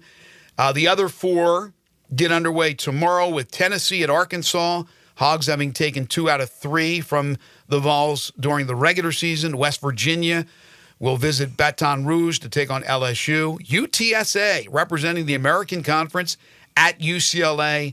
And the Cinderella, Murray State, will play at Duke. See if Murray State can continue to mash the baseball the way they did down in Oxford. That offense is pretty darn good. From Major League Baseball yesterday, Mike Elko, the captain, the former Ole Miss Rebel, was called up by the White Sox, gets his first career walk-off hit as the White Sox beat the Tigers. Good for Tim. Yes, Tim Elko, not Mike. Did I say Mike Elko? Yeah. Tim Elko. No, he's been good since he came up. He's hit home runs like he did in college, which he was a great hitter. The dude, he could flat out rake at the plate. Did it in college through all the injuries and everything else, and getting that opportunity with the White Sox, and good to see him come up with a big hit. This is his second or third. How many times has he been called up? He hasn't been consistently able to stay on the 25-man or 26-man. I don't know if he's been. I don't know. He's been up pretty consistently here. I mean, he was in the minors. Months. He was in the minors for a while. So. Yeah, he was in the minors for a while there, and he was bashing the ball. So he gets that opportunity again with the White Sox. Arizona scored 7 runs in the top of the 9th and won at Atlanta 11-10. As Kerry Miller said on the show yesterday, he's waiting now for Atlanta. They're getting healthier, but they're not getting any better. Yeah, I don't know. It's what is going on with them, but they, I mean, that's one of those, like, you just, how in the world can you possibly lose that game? That's the one that those will kill you. And then one college basketball note outside of the University of Memphis. Kelvin Sampson gets a new 4-year deal with the Houston Cougars. According to reports, he'll be paid $5.5 million next season, or this upcoming season, and then the following season. Then $6 million in 27-28, $6.5 million in 28-29, was to make $4.8 million this upcoming season. That's a lot of money, but Kelvin Sampson deserves that money. He's one of the best there is right now, and certainly what he has done with that program and has them consistently competing for Final Fours and championships and in the top 5. I mean, he has done absolutely an amazing job at Houston. There are 8 horses in the field for the Belmont Stakes, including the Derby winner and the Preakness winner. Will it be a duel match here between the two, or is somebody going to come out of the shadows and win the big race tomorrow at Saratoga? Again, second straight year at Saratoga as opposed to at Elmont, New York, in Elmont at the Belmont Stakes. It will be played, or will be raced rather, in upstate New York. We'll get the thoughts of Ed DeRosa, our horse racing insider, when we return. You're tuned into Sports 56 Mornings with Greg and Eli on Real Sports Talk, Sports 56 and 98.5 FM. We are Real Sports Talk. Sports 56 WHBQ. Available on your radio dial at 560 AM and 98.5 FM, as well as around the world online at at sports56whbq.com. Take us with you everywhere by downloading the Sports 56 app. And at home, just say, Alexa, play Sports 56. Sports events, Sports 56 and 95 FM. Admit it. When you start thinking about tastes of Memphis, you think treats, sweets. You think Dinstall's. For 122 years now. What is that, 5 generations? When people wanted something to bring to a party that will just make everybody happy, they bring out Dinstall's. 122 years of cashew crunch, of heavenly hash, of turtlettes, of their award-winning fudge. That's worldwide. It's known that well. Then there's the milk chocolate. It all starts there. There's the double-dip peanuts. And then every fall, those famous chocolate-covered strawberries with that fondant. And they won't tell you what's in the fondant, but it makes it oh so special. And easy to get to. 5 locations. There's where they make the candies in Pleasant View. There's Germantown. There's Collierville. There's even one downtown. And in my neck of the woods in Laurelwood. You know what? 122 years made in Memphis and enjoyed by the whole world. Dinstall's. Air. We breathe it naturally. Simple, right? Not so fast. The air you breathe could be hazardous to your health. Don't guess. Be sure with a phone call to the Memphis Mold Inspector, the only licensed mold assessor in the Mid-South. Call the Memphis Mold Inspector to check the air quality inside your home or office. Call 901-292-7788 for clean air and peace of mind. 901-292-7788 or visit memphismoldinspector.com. Jenkins Floors and More invites you to the retail warehouse where they pass wholesale savings on to you. Jenkins Floors at 2356 Goodman Road in Horn Lake. Also stores in Cleveland, Mississippi and Little Rock. They specialize in flooring and carpeting, tile, plantation shutters, and blinds. Jenkins makes your life easy with a 2-week turnaround. Contractors, builders, or family projects call 662-469-9350 for a free estimate. Owners Timmy and Rebecca Jenkins say hello to Sports 56 fans and look forward to your business. Spring is in the air, and it's the perfect time to grill, chill, and save with Choates. Install a new generator, tankless water heater, or Carrier HVAC system, and you'll get your choice of a free green egg grill or 36 months no-interest financing. Stay powered during storms. Enjoy endless hot water and slash your cooling costs this summer with a high-efficiency Carrier system and grill some slow smoke barbecue on us. But hurry, this special ends soon. And if you're dealing with plumbing or electrical problems, Choates is here for you too. Give us a try and take $60 off your repair. Leaky faucet, clogged drain, broken outlet, lights flickering? Call Choates and save $60 on your plumbing or electrical repair service. Call 347-8086 or visit ChoatesHVAC.com today. And remember, Choates, let our family serve your family. This traffic report brought to you by Triangle Meat Company, feeding Memphis since 1967. Open 8 to 5, Monday through Friday, 4790 Summer Avenue. Trust Triangle Meat Company. Sports 56 traffic. Good morning. It's kind of heavier over here on 240 east and westbound up by Poplar Walnut Grove. A steady flow of traffic continues to come in right now from Fayette County into Shelby County down I-40 westbound here at Chambers Chapel 269. It's also on the increased 385 Bill Morris Parkway leaving Collierville as you work your way towards the Memphis area. Hey, Weimer's Jewelry, your diamond engagement ring headquarters this bridal season. Stop by and see them this weekend at Weimer's Jewelry on Highway 64. I'm Commander Chuck with your on-time traffic.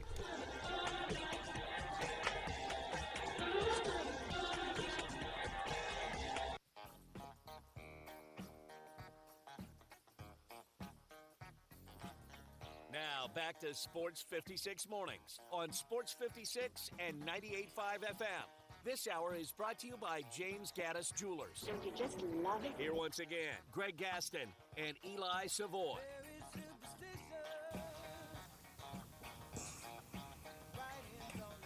Welcome back, everyone. 8:28 the time. Halfway home on this Friday edition of Sports 56 Mornings, getting you set for the sports weekend. Greg Aston, Eli Savoy, Elijah Seegers with you. We're live and local from the Family Leisure Studios. And that sports weekend will include the running of the Belmont Stakes, the last race of the Triple Crown horse races. And unfortunately, there will not be a Triple Crown winner. But you could look at it as the rubber match between Sovereignty and Journalism. But there are 6 others that will be competing at Saratoga Springs for the second straight year. And we are very pleased to be joined by our insider for horse racing analyst and insider for Horse Racing Nation. He's Ed DeRosa. You can follow him on Twitter at EJXD2. And Ed joins us now on Sports 56 Mornings. Good morning, Ed. Good morning. So second straight year at Saratoga. From everything I've read, Belmont Park, everything will be good to go for 2026 as they refurbish it and renovate it and do all that stuff. How did you think? Not so fast. Oh, really? Are they behind? Yeah, they're behind. So we could get a third year out of this? I would expect another year at Saratoga. Oh, my gosh. Now, how did you think it went last year, the first of the possible 3 years? From a racing standpoint, I thought it went fantastic, and even commented. They'll have to go back to Belmont because they're rebuilding it, and they'll want to do the mile and a half thing. But from a business and brand perspective, there is no question that Saratoga attracts more wagering dollars than Belmont. Now, the Belmont Stakes itself, gosh, it's going to be hard to ever move it permanently. Mm-hmm. But based on what we've seen last year through the first few days this year, people definitely bet the races preceding the Belmont a lot more at Saratoga than they do when it's at Belmont. So, they'll go back to Belmont for sure because they'll want to, brag about the new facility and play that up. But I got to be honest, guys, I wouldn't be shocked if 10 years from now the Belmont's at Saratoga. Wow. You had Journalism in the Preakness. How did you end up doing in the Preakness? Preakness was good. This is a pari-mutuel game, so you have to bet the odds they give you when it goes off. It's not like betting sports where you lock in. And going to the gate at the Preakness, I love Journalism. I knew that was going to be my pick, but they weren't really betting Gosger, and I just kind of wanted to zig where other people were zagging. And I didn't think he was that much worse than other horses underneath Journalism, so I ended up doing okay with him finishing second. But Journalism was a win bet for me, and glad that worked out. And the waters get deep here, though, guys. This is a really tough third leg to handicap. What did you think, by the way, in the Preakness about that, where with Journalism having to try and get between the two horses and taking the bump and everything else, and still able to run down and win? Yeah, no, horses typically don't do that. I mean, that was definitely the sign of a horse who has heart, is sort of the term we use in racing. That's a will to win, to go through what he did and still get the job done. And I sort of lamented among my friends. I mean, we talked about it in racing circles for like a week about that ride and, who was at fault and should he have been disqualified, blah, blah, blah. And it made me yearn for a time when racing would have been, that would have been something sports talk people talked about for a week, 50 years ago. And unfortunately now racing doesn't quite have that cachet. So it was mostly us racing guys yelling into the echo chamber about it. But that truly was a superlative performance. And for those who tuned in, they have every right to be excited to see him running again tomorrow. Who did you come to the conclusion? Who do you believe was at fault in that? I actually went the Switzerland route. I think both guys were just trying to do the best by their horse, and it ended up, ended up kind of being a jackpot for both of them.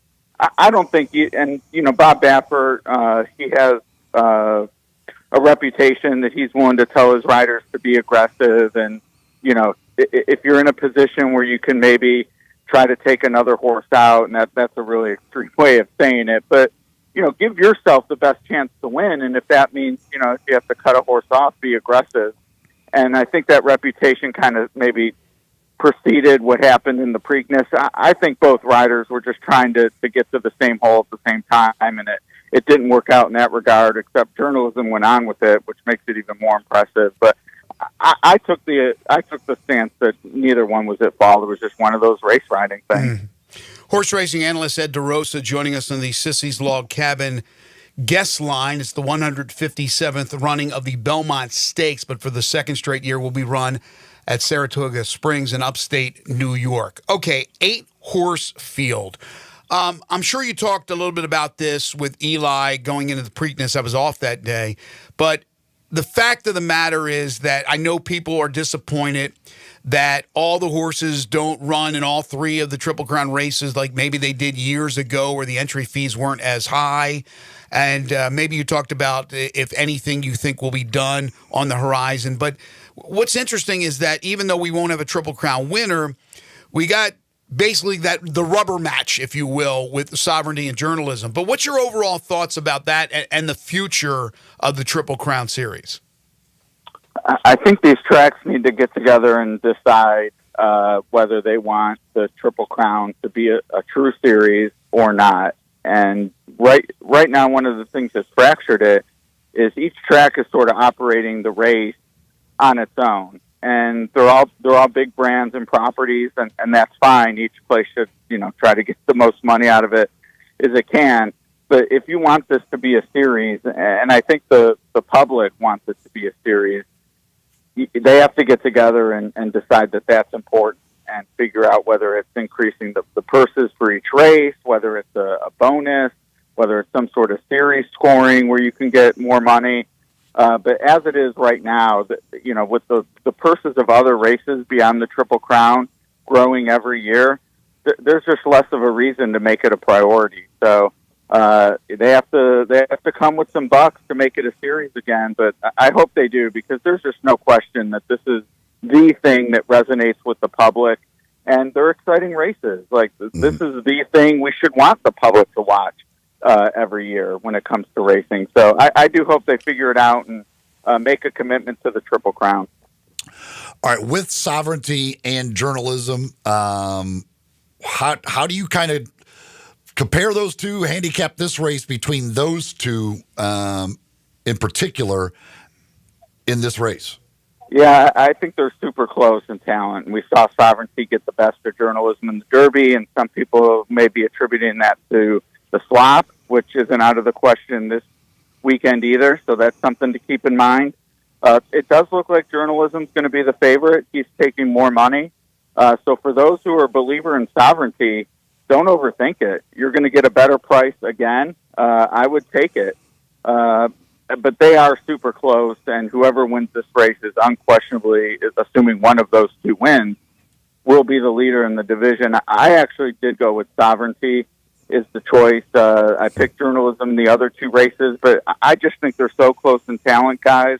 I'll just take the one who's the longer price. So it's not a recency bias with Journalism having won the last race that people watched, that they seem to forget a little bit what Sovereignty did in the Derby.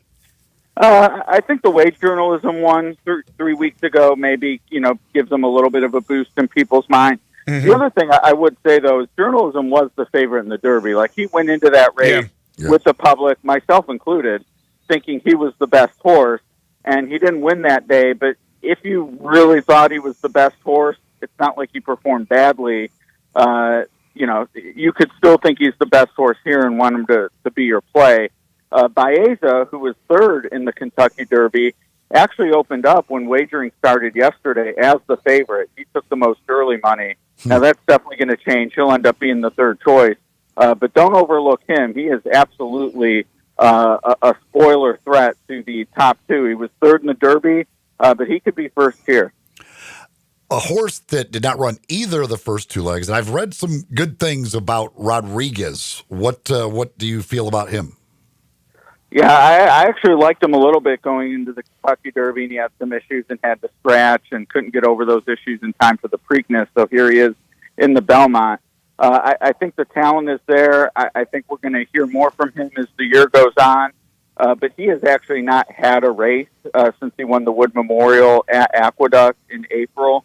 And that, to me, guys, is too long of a layoff when you're facing the heavy hitters he's facing here in the Belmont. So respect the talent. Looking forward to seeing what he does the rest of the year, but I kind of think the Connections just ran out of time in terms of firing their best shot in the Triple Crown. Yeah, Bafford's training that horse. Mike Smith is the jockey. How old is Mike Smith? Ageless, I guess, is the right answer. I'm pretty sure he's getting into his 60s, and I actually just ran a stat yesterday. Mike Smith is 8 for 16 in two-turn graded stakes at Saratoga the last 10 years. That is just incredible. 8 for 16 to win there at a 50% clip. Granted, somewhat of a small sample size, only 16 races, but still, those are the best of the best at Saratoga. So he rides that course well, and he's on a horse. He won't have to really overthink it too much. Rodriguez likes to be on the front or near it, and it will be up to Mike to decide, how much of him he uses early. There was a sort of 11th hour entry in the race, Crudo from the Todd Pletcher barn, who is also a front runner, and that's another reason why I'm a little bearish on Rodriguez. If he were the only speed horse, he'd be super dangerous, layoff or not. But with Crudo in there, I think the water's got a little deeper for him with that entry. So the Connections are fantastic, but Rodriguez, he's 7-1. I'm going to try to beat him. Do you think the Baffert-Smith combination is the oldest combo trainer and jock in Triple Crown history? The Dwayne Lucas rode John Court in a Derby, and I'm trying to remember how many years ago that was. But if it's not Baffert Smith, Lucas Court would be my guess. But Shoemaker rode well into his 50s. Eddie Delahouze, some of those guys.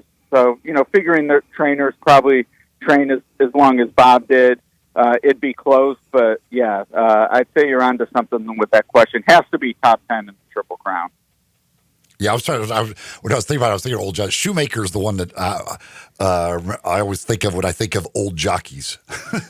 Yeah, they're able, and there's a guy he's riding in Cincinnati right now. I think he's 71. Oh, my gosh. And he just won his 7500 career race, and he's been riding for 50 years.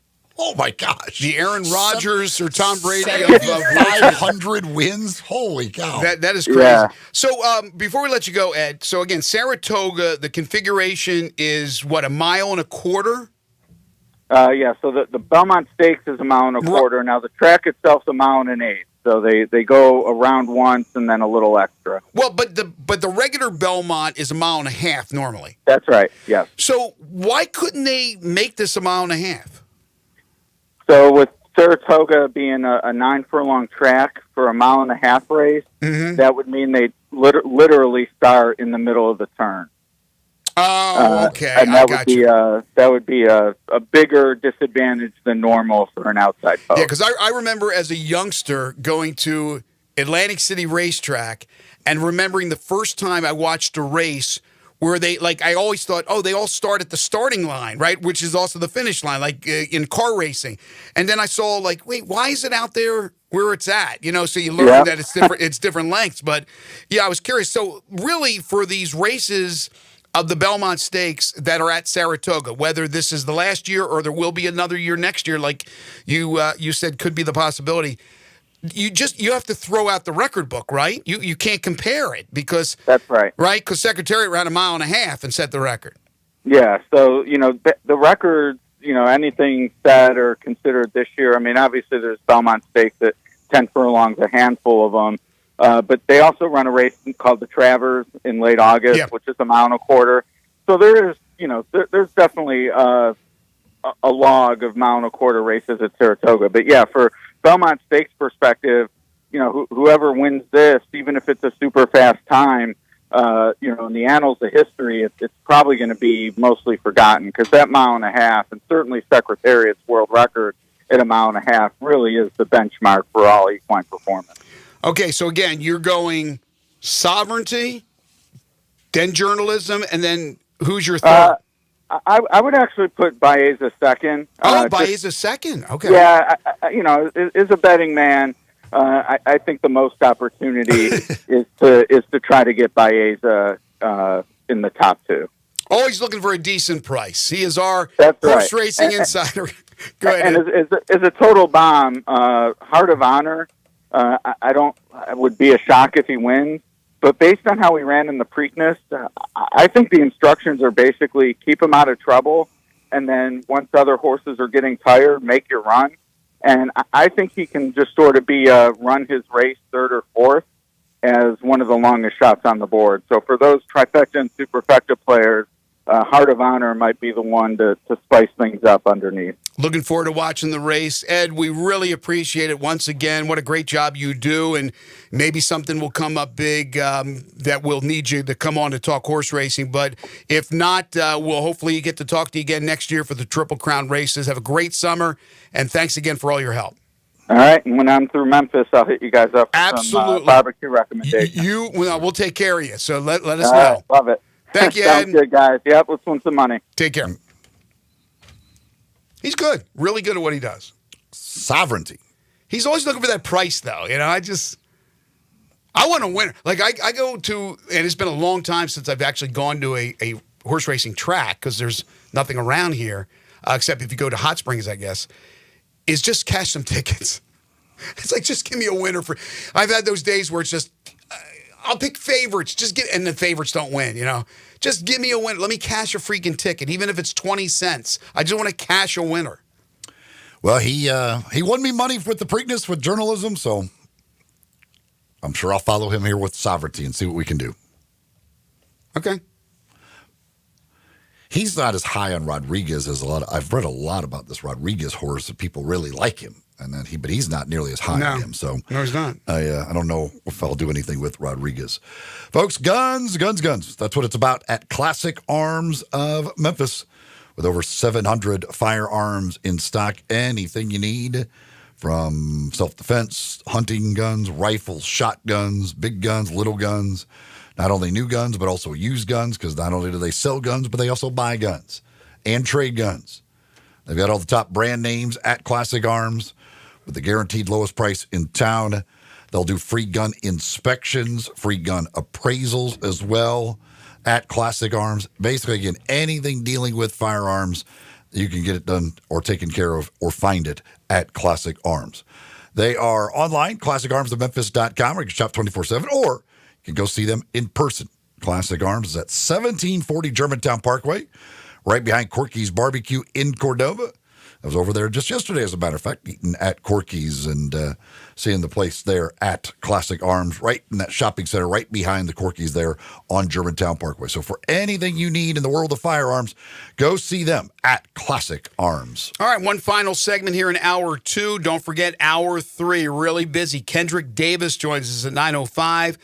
HG Harold Grader at 9:25, and then we'll play 10 in a row, the game show that has swept the nation. You're tuned into Sports 56 Mornings with Greg and Eli on Real Sports Talk, Sports 56, 98.5 FM.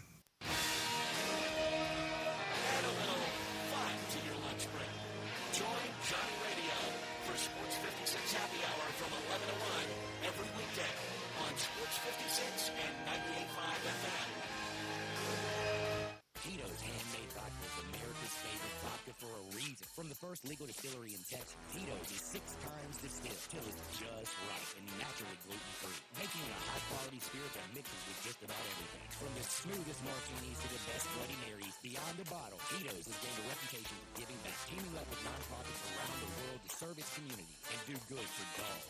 Make your next cocktail with Tito's and learn more at Tito'sVodka.com. 40% alcohol by volume, mainly 80 proof, crafted to be savored responsibly. That's the whole point. It's a secret. Why does Central Barbecue feel like they have to keep the ingredients of their dry rub a secret? Because it's just that good. If people could find out the ingredients in Central Barbecue's dry rub, they could reverse engineer it and make their own Central Barbecue dry rub. Reverse engineer? These aren't state secrets. They may as well be. This is serious business. Central Barbecue already tells everybody that they slow smoke their meat for a full 24 hours over hickory and pecan, and that there's never any sauce in the pit. They're giving away too much information as it is. They're not giving away secrets. It's advertising. They're boasting about those things. You are so naive. I'm Gary York. I'm the service director of Lexus in Memphis. Our service department wants to be more than just a place where you get your oil changed. We do glass repair, windshield replacement, recalibration of your camera and sonar systems, even wheel repair, tire tire replacement, all the things you would expect from a luxury automotive dealer. Please check out our website. You can schedule your appointment, check out our specials, hours of operation, or if you'd like to do it in person, please reach out to one of our associates at 901-271-5199. Hi, this is Troy 5 owner of 5 Roofing. I have been told that my ads are all business and I should share some of my personality. Okay, I love tongue twisters, like the one about the terrific tasting toast by Taste Tester Toaster, or Big Black Bugs, Bleed Blue Blood, and of course Sally and her seashells. Or of course the ever-present I'm a mother pheasant plucker, I pluck mother pheasants. Okay, enough of that. If you want an honest, fair, reasonable roofing, siding, or gutter estimate, call 5 Roofing at 367-0050. That's exactly what you'll get. No empty promises, no high-pressure sales tactics, and no fast-talking salesman trying to convince you that today and only today is the best day for you to get a new roof. For the record, the best day to get a new roof is when you're ready for one. 5 Roofing, fair, honest, and ethical. 367-0050 or memphisroofer.com. 5 Roofing, it's what we do. We're here for you.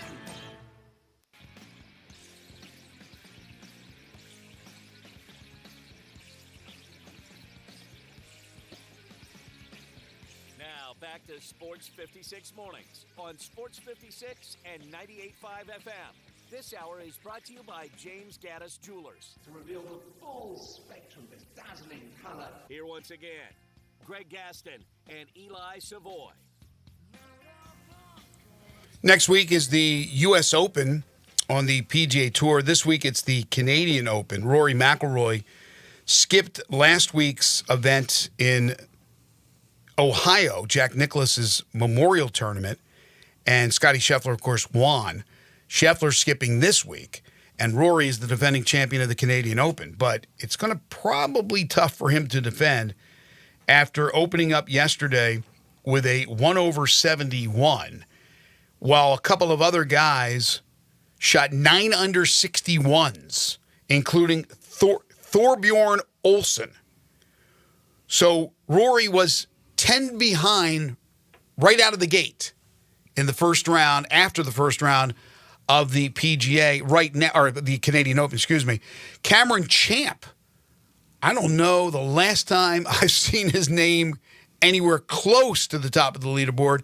He is your leader right now in the second round at 11 under par. He is 3 under for the day. Olsen, by the way, 1 over through 10 on his second round, so he is 8 under par. And Cristobal del Solar, who I've never heard of, also shot 61 yesterday. He is even through 5 in his second round. But Rory McIlroy has a long way to come back just to get in there and make the cut after shooting that 1 over 71. McIlroy will go at 11.55 today. The cut line right now is projected at -2. What was the cut line last week at the Memorial? Was it plus 3? I'm not sure. I don't remember what the cut was. +3? No, it might have been even like +5 or something like that. So you're going from those who played last week, this week, and will play in the Open. You're going from a tremendously tough track at the Memorial. And I don't know if that was tricked up a little harder than usual, because I don't know if the Memorial is usually that hard, but it was very hard. The Canadian Open right now looks like they're throwing darts, and then you turn around and got to go to Oakmont, where, again, the projected result of the winning score will be plus. Yeah, it's every report that you get and everything that any of these players talks about is the rough is ridiculous at Oakmont, and that, yeah, it will be very difficult for anybody to possibly shoot under par there. So as the NBA Finals is underway, Adam Silver has done a lot of talking about a number of topics. We jumped on some of them yesterday, including the All-Star Game, where once again they'll make changes. Now, it can't be a complete international versus players from the U.S. because of the amount of players that play in the NBA from the United States. So a couple of things. There would be the possibility that you'd be leaving out some really good players from the United States making the All-Star team. And then would you I guess the possibility of adding a couple of guys that aren't all-star worthy that would be on the international team. So it can't be a complete, this is according to Silver, international versus U.S., but something to that effect is what will be played in the 25-26 season during the All-Star game. But also, Silver talked about expansion, which has been talked about a lot. He said next month the Board of Governors will meet in Las Vegas, and he believes that the league's owners will recommend the topic to be formally explored. Now, what does that mean, formally explored? Does that mean something that's inevitable, that there will be expansion, that it will come very, very soon? Obviously, it won't be next season. Could it come as early as the 26-27 season?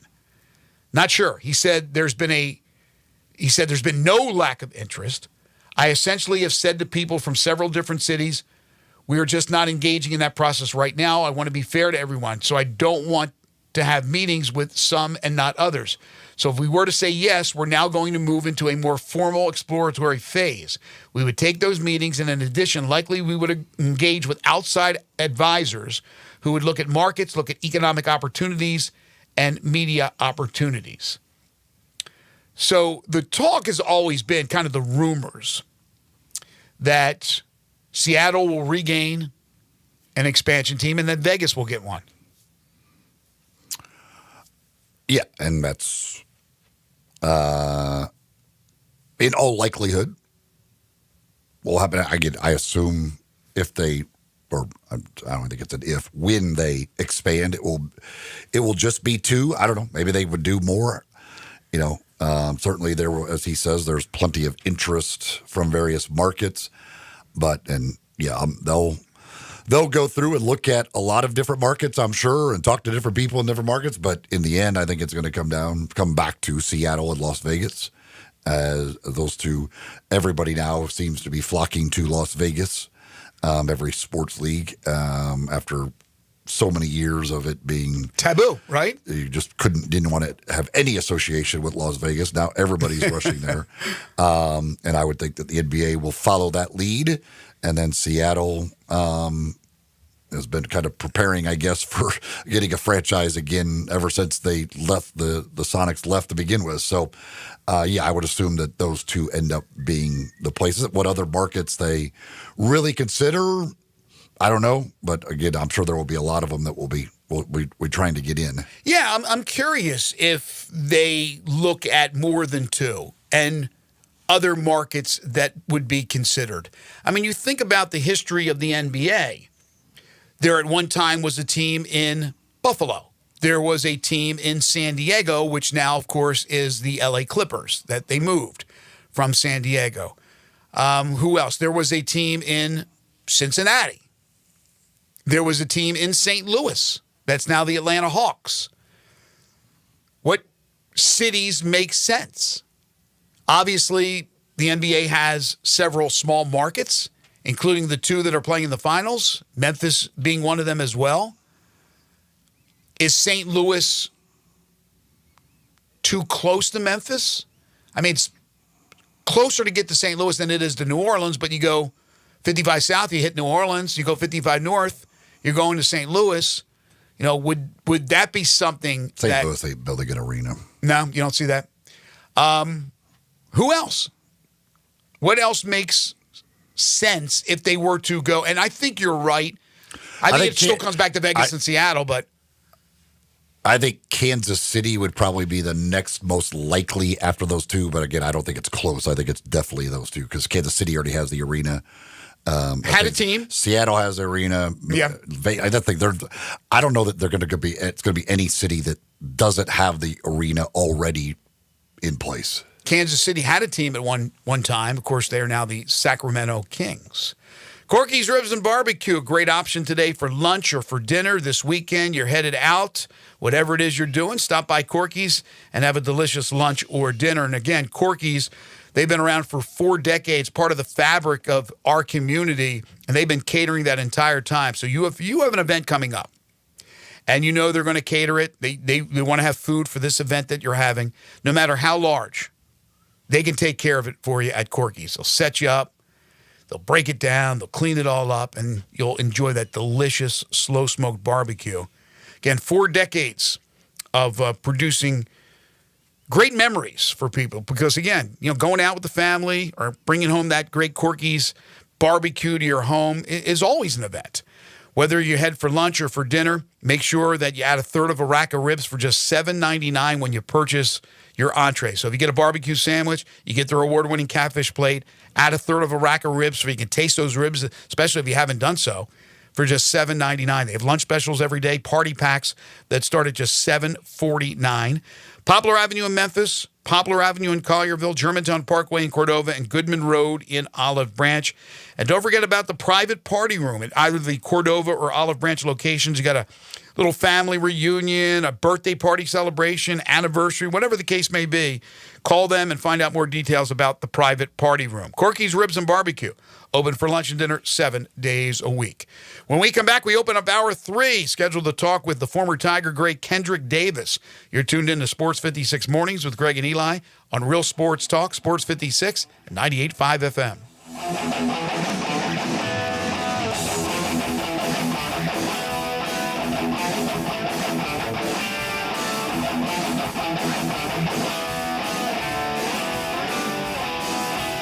Since 1948, in the alley, the Rendezvous. I'm with John Burgess. John, what's going on in the Rendezvous? Well, there's some things about the Rendezvous I want to talk about. For example, we make it really easy to park. We have valet parking right at Monroe Street in our alley. We also want to make it easy for people to get to doors. You can now park in our alley right at our front door and put your flashers on. People also forget that we take reservations for 6 or more. And we have a wonderful party room upstairs that can accommodate people for rehearsal dinners, birthday parties, reunions, graduations. Our rooms seat between 25 and 275 people. And everything at the Rendezvous can be packed to go. But we also do catering. See our menu online, and we can even deliver for groups of 15 or more. So if you have any questions, always feel free to call us at the Rendezvous because we answer our phone ourselves. You'll never hear, please listen carefully for our menu has changed. Press 1 for reservations, press 2 for hours, press 3 for catering, or if you know your party's 9-digit extension number and the first 3 letters of the mother's maiden name, dial it back. Come see us at the Rendezvous. Since 1948, the Rendezvous. Moving is stressful, but Black Tie Moving can take the worry out of the process. Whether you're moving across town or across country, moving your home or your office, your personal moving concierge from Black Tie Moving will work with you to design a moving that fits your budget and needs. And they're available 24/7 to answer any questions you have. Give Black Tie Moving a call at 901-316-6196 or go to blacktie.com/Memphis to get your personal, no obligation quote from the moving experts at Black Tie Moving. The Tennessee Department of Environment and Conservation had tentatively decided to terminate a hazardous waste corrective action permit to Velsicol Chemical LLC. TDEC invites the public to submit comments during a 45-day period ending July 21st, 2025. For information, see the public notice in today's edition of the Commercial Appeal or call the Division of Solid Waste Management in Nashville at 615-532-0780. The draft terminated permit may be viewed at the Benjamin L. Hook Central Library or the TDEC Environmental Field Office on Wolf Lake Drive in Memphis. Visit Frontier Western Store today for new shirts and boots. Frontier is your top Carhartt store in the Mid-South. There's thousands of in-stock shirts and jeans. They have the classic K87 pocket tee in every color they make, including new ones just released. Available small to 4X. Want new jeans? Frontier has you covered with super tough work in them by Carhartt. And you've got to check out their selection of Ariat jeans for men, women, and children. You'll love how easy it is to find the size and style you need. Have you seen Frontier's remodeled world-famous boot showroom? It continues to expand. New styles by Ariat just arrived, plus plenty of in-stock proven classics too. Whether you need work or dress boots, trust that Frontier's the place to come. See thousands of pairs of Ariat boots and thousands more by Dan Post, Corral, Durango, Rocky, Twisted X, and others. And Frontier's pricing is lower than online and chain stores, so you know just the local shop to visit. Frontier Western Store, 5880 Goodman Road in Olive Branch, and on the web at frontierwesternstore.com. Locally owned and operated since 1967. This traffic brought to you by Raleigh Tire Auto Service, your local family-owned business for over 60 years. Sports 56 traffic. Good morning. That traffic volume has increased just a little bit more up through the Midtown area just in the last few minutes as we check it out live again on 240 northbound from Norris all the way up to Lamar as it increases down I-40 coming in from Fayette County on 40 westbound, passing Chambers Chapel, Canada Road, all the way down to Sycamore View Road. Hey, Weimer's Jewelry is your diamond engagement ring headquarters this bridal season. Stop by and see them this weekend and shop local at Weimer's Jewelry on Highway 64. I'm Commander Chuck with your on-time traffic.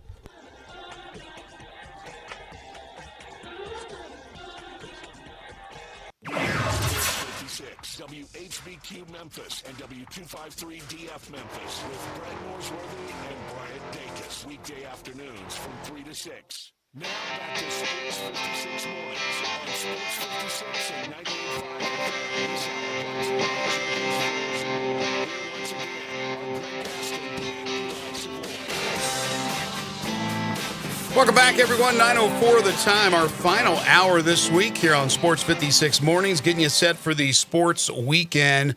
What a game it was last night in the NBA Finals, Game 1 with the Pacers shocking the Oklahoma City Thunder. We got a busy weekend in the world of sports, lots to get to. Coming up later on in this hour, Harold Grader will join us from the AutoZone Liberty Bowl, and we got 10 in a row, the game show that has swept the nation. But right now, we are very pleased to be joined by one of the greats at the University of Memphis. He played 1 year, but what an impact he made. He is now making an impact playing basketball internationally, and hopefully will get that opportunity in the NBA. He has played in the G League as well. He is our good friend, Kendrick Davis, who joins us now on Sports 56 Mornings. You can follow Kendrick on Twitter at 150_KD. And Kendrick, thank you for joining us. Really appreciate it. Hey, thank you for having me. I've been keeping up, obviously, with your career since you left Memphis, and you've been doing a lot of great things, and we'll get to that in a second. But I was surprised yesterday when here I am looking in social media like we all do, and I see with you a picture of you and Penny Hardaway hugging it out, and then finding out you're actually in Memphis, and I reached out to you, and again, you're kind enough to join us. But so give me a little bit of that. You're in town. How long you in town for, and how good does it feel to get back to Memphis? Feel great. I haven't been here really, honestly, since I played. It's been great. Passing by, seeing the city. Man, bring back memories. Sure. Yeah, bring back memories. I was able to get with Penny. He like a pop to me. He wanted to come give me in some work and touch on different things we need to work on. How long are you here? It's been good. Yeah, I'm here to maybe Sunday, Monday, depending on how long me and Penny get the work in. But I'm here probably to Monday. Very nice. Right now, what do you have as far as the next season for you, and where are you headed? Yeah, I've been in Sydney in NBL in Sydney, Australia, playing with Sydney Kings. Okay. Yeah, that's one step closer to the NBA. Obviously, that's a huge organization overseas, probably one of the best in the world. So one step closer to my NBA dream, and I'm gonna keep chipping at it, keep being a killer. Kendrick, when does that season begin? When does it run, the season in Sydney? In the middle of August. I'm pretty sure that. So it'll start in the middle of August. Okay. Yes. So you have played, obviously, in the G League, so getting a little taste of what the NBA is all about. And you've played in the NBL with Adelaide. You've played in the Chinese Basketball League. So all these leagues, obviously, they're all different in one way or another. You have been successful in all of them to this point. I mean, putting up huge numbers, leading your teams to playoffs that they haven't been to before. What's been the different experiences like so far in your career? Been great. Everywhere I've been, obviously, I've been myself. But each one come with a new task. I'm a killer, so I'm able to adapt anywhere I go. What was the first one? What was the first one? Was that Adelaide? The first was it started in the G. Right. Then Adelaide. And then the CBA. how did you, because you were with Adelaide in the NBL, as you said, now you're going to be with Sydney. So when you're signing with those teams, is it just like a 1-year deal and then you're like a free agent again if you want to go back? Yep, exactly. 1 year you can sign 2-3 year deals, but I tend to sign 1 year deal to see what I had the next year. But just a 1 year deal for me. So, Katie, what's your agent saying to you and the prospects of hopefully sooner than later getting that opportunity to play in the association? Yeah, I had like 7 or 8 teams reach out and was close to giving me a guaranteed contract this summer. But me being still young and the platform Sydney has to offer, a lot of guys went through there. Steven Jackson, Jay Sean Tate, Matthew Dellavedova, Andrew Bogut, Ian Clark. I mean, they're a pipeline to the NBA, so they pitched to me. They can get me to the NBA. I believe they can, but yeah, that was the whole pitch. They believe they can get me to the NBA. They did their research. My head coach over there is a legend. It was the Australia's Boomers head coach. Andrew Bogut's on the staff. Matthew Dellavedova was my teammate. They got a whole NBA pipeline. Chris Pong, the NBA, he was worked for the Grizzlies, who was the GM for them. So they did their research, called teams, and said I was right there, to get a guaranteed contract. They think they can put me over the top. So we're just working and fit in. When you were in the G League, you played extremely well in the G League. Then you made that decision to go overseas. Was that tough, or what? Kind of, how did you weigh it of the staying in the G League, where you're right there, obviously, for these teams, or going overseas to try and prove yourself? How did you look at the two things and make that decision to go to the NBL the first time? Honestly, I mean, after I did what I did in the G League, I wanted to go play some meaningful basketball from day one, high-level competition, and show, wherever I'm at, I can dominate, whether it's college, G, NBL, Europe, China. I just want to show. I mean, obviously, NBL, the season is real short, so every game is like a college game. You can't lose one. You go 0-4, you're done. So they tend to look at that a little more serious than the G, because there's so many games in and out. Probably 10 people at some games, not very serious, team not together. So you go over there and you play NBA guys who've grown men, where season shorter, 20,000 people in the stands. Every game means the world to them. You're playing for a country. So I want to show, I can dominate at the highest level, and I think I did. What is it that the NBA personnel tell you or your agent about what you have to be better at? What do you have to do? Because you're putting up huge numbers. You're a great facilitator. You're a terrific shooter. I would have to think, is it all about the defensive end? What are they saying to you?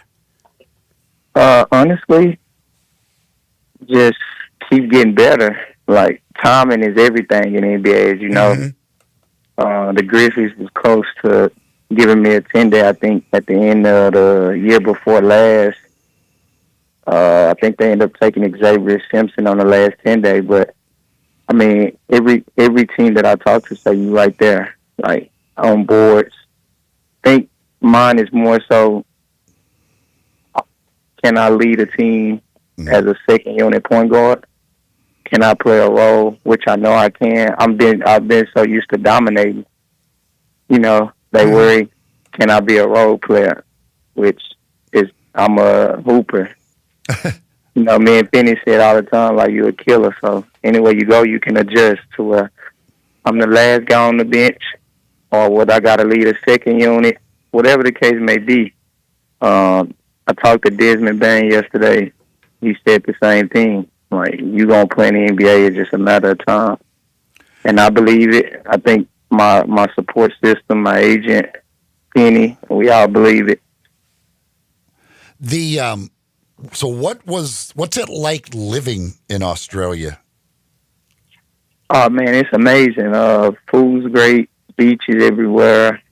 The atmosphere for basketball is great. Man, I don't have one bad or one negative thing to say. It's actually, if you can always get out there, that'll be a great spot to stop through and make memories. It's beautiful. Yeah, the basketball scene is lovely. The competition great. And what about China? Yeah, I wouldn't say the same, but you got to get it done. You got to get it done. But, yeah, I wouldn't say the same for that. Well, one thing I would imagine, and I can't speak from personally, but in this day and age of modern technology and social media, even though you're thousands and thousands of miles away, you probably feel closer. Because I would think, like, back in the day when you didn't have any of that, you decided to go internationally, man, you probably felt like you were so far away from anybody at home and anybody close in your life, and now you're a screen away from a FaceTime or any, so I think that technology helps with the homesickness and things of that nature. Yeah, it do to a sense, but then again, you're on different time zones, so some days, you don't get to talk to people. But man, it was my first time doing it. I was fine. I'm a killer, so wherever I can go to rest, it don't matter to me. When you're over there in Australia, do you have others with you, or are you over there basically by yourself? No, I went by myself this time. It was just me for my first time. It was just me. It was hard at the beginning, just getting out of my comfort zone. How's your little guy doing, by the way? Man, great. He'd be 4 in 2 weeks. Wow. Talking, walking. I got to get him to a game. I'm sure he'll fall in love with I'm that. trying to make a game this year, so I think I can make it happen.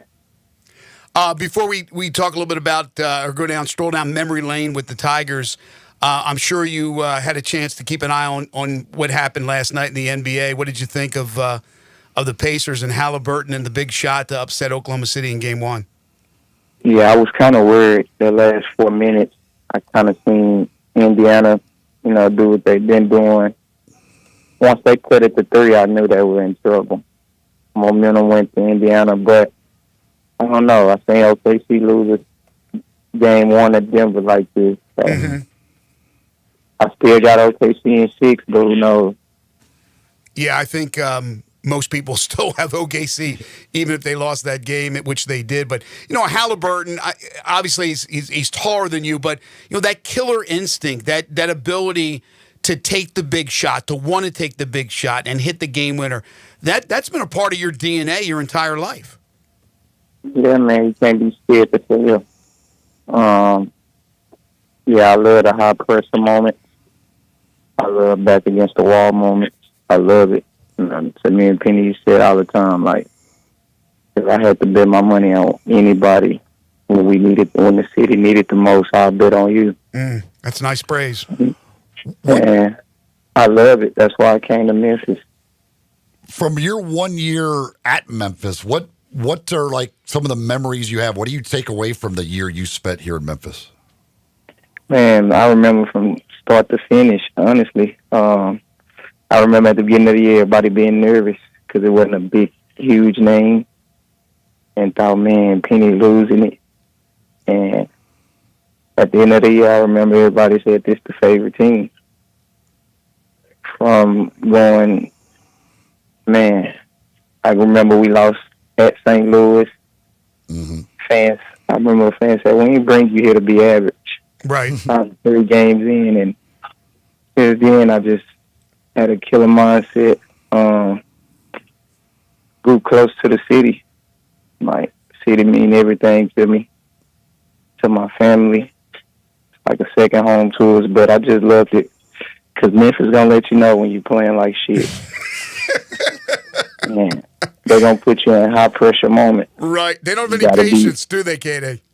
Yeah, you got to be built for it. And that's what made me a better player, too, but a better man. I think the city made me a better player and a better man. I go to these situations now, and it's nothing to me. They're like, man, all these high pressure. I'm like, it's not high pressure. You got to go play at Memphis. So, those at the time we played against U of H too. They gone, Cincinnati gone, UCF. So right, it's a little different now. But when I was in the conference, it was way harder. That's true. No question about that. How frustrating do you still think about that loss to Florida Atlantic in the tournament? Yeah, me and Pete talked about it. Like, we lose sleep on that just because I probably go down as I'm probably top 2 best players ever if we make the run we needed to make. But I still lose a little sleep knowing I let the city down one time. You try not, it's like a relationship. You don't never want to let your partner down, ever. So, wow. So it still bothers you. I'm trying to repay them with the grind. What is something about Penny that maybe we don't know about that maybe you can express? Because, we know Penny, the celebrity, the coach, the former great player, but we also hear these great stories from all his former players that talk so highly of him. What about Penny is so special? Everybody know he loves the city, but how much he loves the city, I don't think people really grasp it. He would do whatever to make the city happy. Used to be times we'll lose a game and he said, I don't want to see nobody outside in the city until we get a win. And I don't think, that's the behind the scenes stuff, but like, he would die for Memphis. And if you don't die for Memphis, he don't want you here. So I don't think people really understand how much he want to see, Memphis be great, how much he love the city. And I think that's what made me fall in love with the city. Just everything about it, him, he loved the city of Memphis. Are you still in touch with any of your teammates from that team? Always. DeAndre, I was with yesterday. Me and Lomax still, every now and then keeping contacts. Talk to Elijah, KO. Of course, I still keep in contact. I mean, we traveling the world, so it's hard to just, text all day. But they'll see something I'm doing and they'll slide up, or I see something they're doing and we'll text. DeMaurier Franklin, the Lawson. I was with the Lawson brothers. I still keep in contact with all my guys. That's great. One happy family. I would imagine as we finish up here our conversation with Kendrick Davis that you try to keep up with Memphis. I'm sure it's pretty hard, especially being on the other side of the world, but are you able every once in a while to see them play and see some highlights and things of that nature? Yeah. I was able to watch a couple games. Our games be on ESPN too, so I was able to stay up and watch theirs. I talked to Penny. I hate what happened with PJ. I thought, he made a mistake for us leaving. I mean, there's no place like Memphis. And if you got to take a list couple dollars, the platform is here. Interesting. Has Penny said anything about this year's team to you? Yeah, I'm super excited. He's super excited. He said remind him of my team where nobody knows, what's going on. Fans are worried, but he any team Penny has, he feels confident, obviously. Well, he believes in his coaching ability to the fullest, so it don't matter who you have on the team. They're going to compete at a hard level. They're going to play hard. They're going to do all the right things. He say, Katie, I'm trying to find another you. Yeah, I was just going to say that's exactly describing what you did here in Memphis and what you've been doing in your career. Again, it'll get going in August for you again with Sydney, the Sydney Kings, and hopefully before too long you'll have that opportunity to play in the NBA because, man, you're doing everything. You're killing it right now, KD, internationally. Just keep it up. Keep up the great work. It's really fun to watch you when I get a chance to see some highlights that are posted. And thank you so much for joining us. Really appreciate it. Appreciate you. And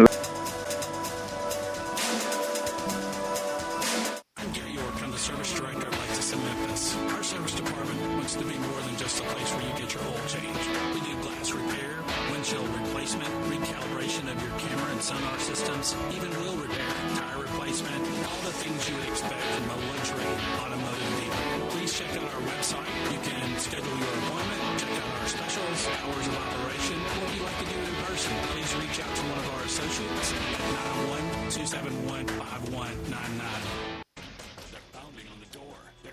on the phone.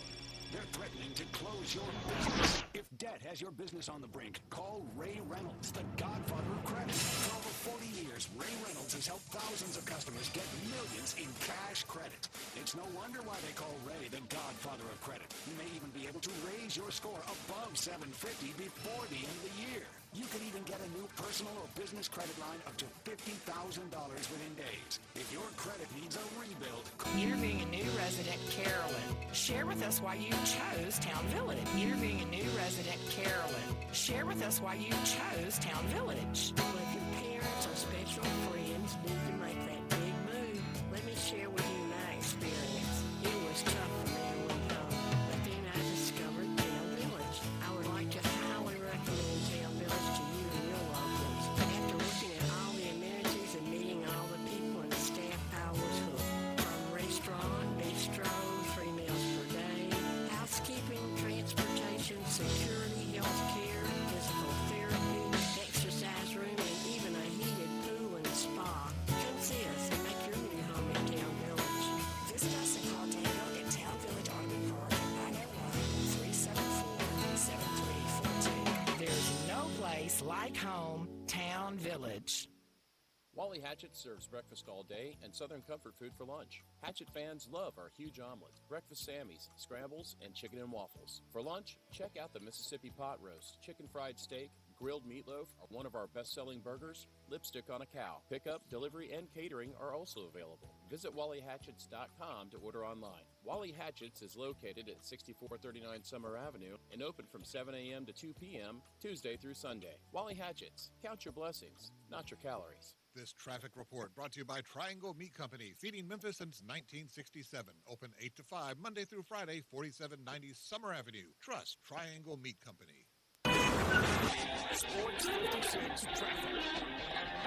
Good morning. It's got a little bit heavier coming down I-40 just in the last few minutes, passing Germantown Parkway down to Sycamore View Road as it gets heavier in Midtown. I-40, especially over here up by Chelsea, as that traffic increases across the Hernando de Soto Bridge on.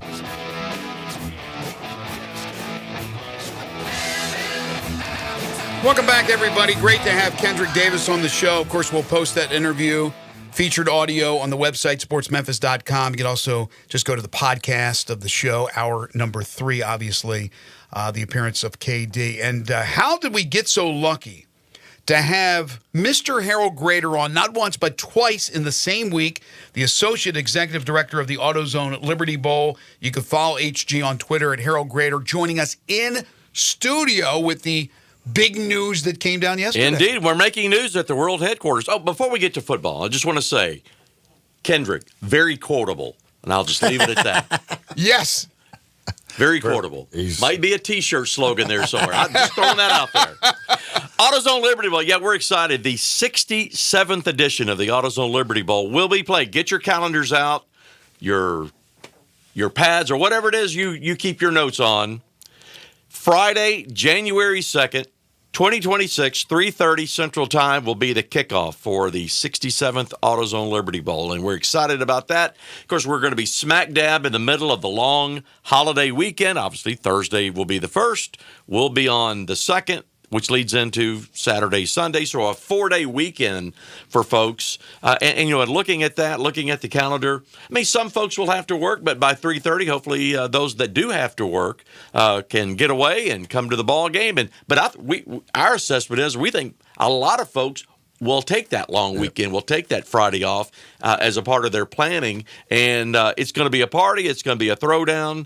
And we're excited about that. Again, this is the fourth time that we will have played on January 2nd. Last time was back with the 15 season, so we played in January of 16, and then we had back-to-back years in the early 2000s, 08 and 09 seasons. So we played January of 09 and January of 2010. So and those, looking back at our history and the results from TV and audience, those were winners for us. So we're excited about this date. We hope the community will be too.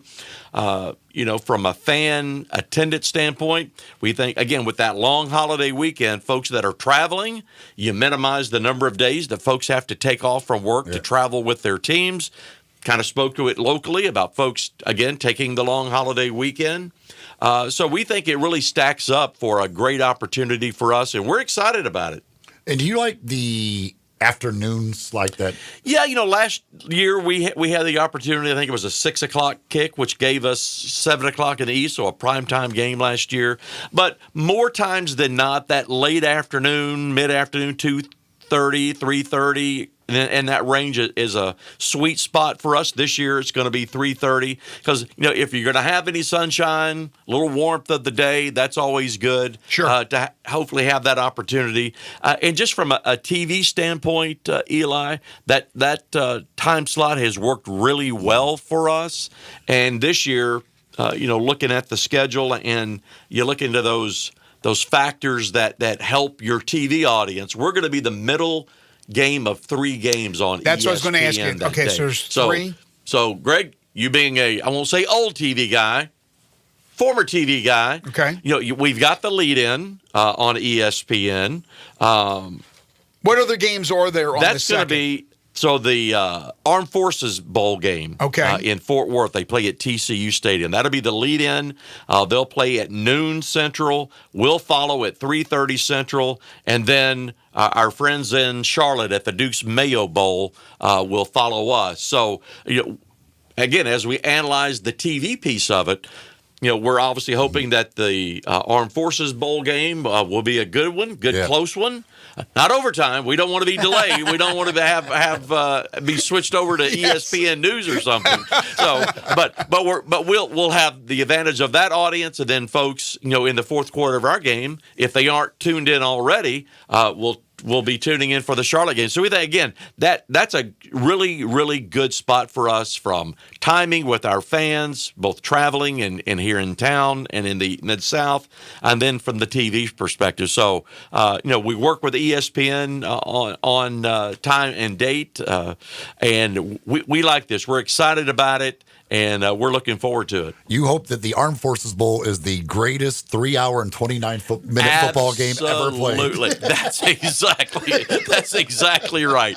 Well said. So, what is today? The 6th? June 6th, Today right? is the 6th. And I heard Varlas on this morning as I was getting ready. National Donut Day. I did not know Did you bring donuts? You know what? I'm going to Gibson's right Why after. will nobody bring donuts on National Donut Day? Eli, I heard that, and that's really over these last 2 or 3 years. That is not a key part of my diet anymore. And my friend Don DeWeese, love him to death. I know he's probably doing blockbuster business more than ever today. I'm sure. Don's great. I'm trying to resist that temptation of one donut isn't going to kill you. Maybe not. Just got a text. They want to know who's playing in your game. We will have somebody from the SEC and somebody from the Big 12. Who would you like? Send us your recommendations. But if you want to get your tickets, we have operators both standing by and sitting at the world headquarters in beautiful downtown East Memphis, 901-795-7700, or you can go online, get your tickets. We are open for business, ready to take your ticket orders. Again, plan on it. We're really excited about this opportunity with that 4-day weekend that really sets us up and sets the community up. And our friends at Memphis Tourism do a great job, and the hospitality community here, hotels, restaurants. So we think this really sets up not just us at the bowl game, but the entire community to have a blockbuster, extended, long weekend for folks to come and enjoy the ball game and everything else that makes Memphis special. Nice. And real quick before we let you go, obviously go to the website also if you'd like to put a team together for the golf tournament. Yes, thank you for that. Our summer golf tournament and events for St. Jude coming up Sunday, August 24th. That'll be our dinner honoring Vern Lundquist. Uncle Vern will be in town. And then we play golf the following day, August 25th. Just a few team slots still available, but plenty of seats available. We'll get you in for that dinner to see Vern Lundquist. And again, he doesn't come to Memphis anymore because he's no longer working on the tour with CBS. So one of the legends of broadcasting, I think Happy Gilmore's coming out soon. Happy Gilmore 2 that he's in. So join us in raising money for St. Jude and honoring the great Vern Lundquist. Again, dinner on Sunday, August 24, golf at Southwind. It'll be in tournament shape. We're just days after the FedEx St. Jude. So come join us. Again, you can call us at the world headquarters, 795-7700, to get your dinner tickets or the package that includes golf. So, exciting time. We're going to be announcing our new president for 2025, now 2026 season. That's coming up next week. A little kickoff event downtown. And then the golf tournament you mentioned, media days will be coming up in July. So, folks, it's for us, it's football season, and we're raring to go. Since you're right before the Duke's Mayo Bowl, can we dump barbecue sauce on the winning coach here? Start a new tradition? We'll take that under advisement. Because every coach wants to be better than mayonnaise. With barbecue sauce dumped on better them. than mayonnaise. I don't know what comes out easier. I think the mayo would come out easier than the barbecue sauce, but I could be mistaken. Or maybe a dusting of rendezvous rub. But mayo tastes horrendous by itself. not with a turkey sandwich. Harold, thank you so much. Thank you, guys. Appreciate it. Everybody have a great weekend. He is Harold Grader, the Associate Executive Director of the AutoZone Liberty Bowl. Make sure to follow him on Twitter at Harold Grader. Coming up, 10 in a row, the game show that has swept the nation. You can jump on the Sissy's Log Cabin listener lines right now. I think it's a real fun one. I've never done anything like this one before. In all the years we've done 10 in a row. 901-360-8255. 901-360-8255. Hour 3 of the program is brought to you by Jenkins Floors and More, located at 2356 Goodman Road in Horn Lake. They also have stores in Cleveland, Mississippi, and in Little Rock, Arkansas. You can call them at 662-469-9350. They're open Monday through Saturday. What do? They specialize in flooring and carpeting. They have carpeting from Southern Luxury Carpet and hardwoods by Portercraft, but also all different types of ceramic and porcelain tiles, backsplashes for your kitchens and bathrooms. They have the SPC and WPC vinyls, plantation shutters and blinds. Look, they sell it wholesale. Skip the middleman, save you lots of money in the process. It's a family-owned and operated business, so yes, they're going to treat you like family. You're not another number like you are at the big box stores. And here's another great thing about them, that they will get the job done in a 2-week turnaround. If you go with Jenkins, they'll come to you, they'll give you a free estimate, and they'll get the job done in 2 weeks, whether that's laying down the hardwoods or laying down the carpeting or whatever the case may be. So please, help us out. Do yourself a favor. Take advantage of what they have to offer at Jenkins Floors and More. And it helps us also when our listeners will frequent our sponsors. Jenkins Floors and More is an easy trip from anywhere in the metropolitan Memphis area. 2356 Goodman Road in Horn Lake. Stop by, tell them you heard it here on Sports 56 Mornings, and ask about your family discount. Military and first responders, you always get 10% off. Financing is also always available at Jenkins Floors and More. All right, let's play 10 in a row. It's coming up next. This is Sports 56 Mornings with Greg and Eli on Real Sports Talk, Sports 56, 98.5 FM. Join the voice of the Tigers, Dave Woloshin, for Wolo and Friends. Weekday mornings from 10 to 11 here on Sports 56 and 98.5 FM. The Tennessee Department of Environment and Conservation had tentatively decided to terminate a hazardous waste corrective action permit to Velsicol Chemical LLC. TDEC invites the public to submit comments during a 45-day period ending July 21st, 2025. For information, see the public notice in today's edition of the Commercial Appeal or call the Division of Solid Waste Management in Nashville at 615-532-0780. The draft terminated permit may be viewed at the Benjamin L. Hook Central Library or the TDEC Environmental Field Office on Wolf Lake Drive in Memphis. Barbecue season is back. Hey, it's Ellen and Mrs. Sarah Beth. And a little thing we love about the Chick-fil-A Smokehouse Barbecue Bacon Sandwich is that zesty barbecue sauce. I love that it was a little sweet, a little tangy, and with the mac and cheese. I feel like I tasted the brown sugar bacon first. It was the absolute best combination. Pro tip, 3 sandwiches are always better than 1. Order the Smokehouse Barbecue Bacon Sandwich and a Coca-Cola on the Chick-fil-A app for a limited time. Real guests paid for their testimonials. Are you getting the lowest possible rate on your mortgage? At Southern Security, we offer low rates, flexible terms, no PMI, and unbeatable service. Refinance your current mortgage with the Mid-South's best mortgage lender. For more information, visit us online at southernsecurity.org or call our office at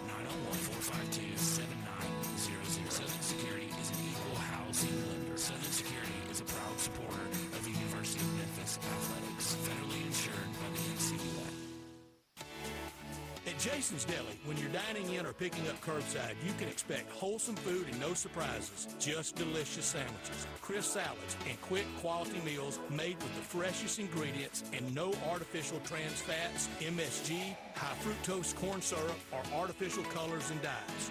Around here, a lot of thought goes into what we put into our food and what we take out of it, because you're not just taking a bite, you're getting a taste of who we are. New items are constantly being created to expand our menu for all tastes and special diets with vegan and gluten-free options available.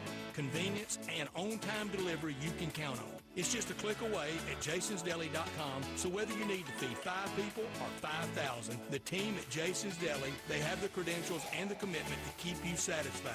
Freshness is nearby at Jason's Deli with locations at Ridgeway in the Park Place Center, Poplar and Highland, Germantown Road in Cordova, and on Goodman Road in Olive Branch. Jason's Deli. It's wholesome food and no surprises. Sports 56 mornings on Sports 56. This hour brought to you by James Force. Once again, Greg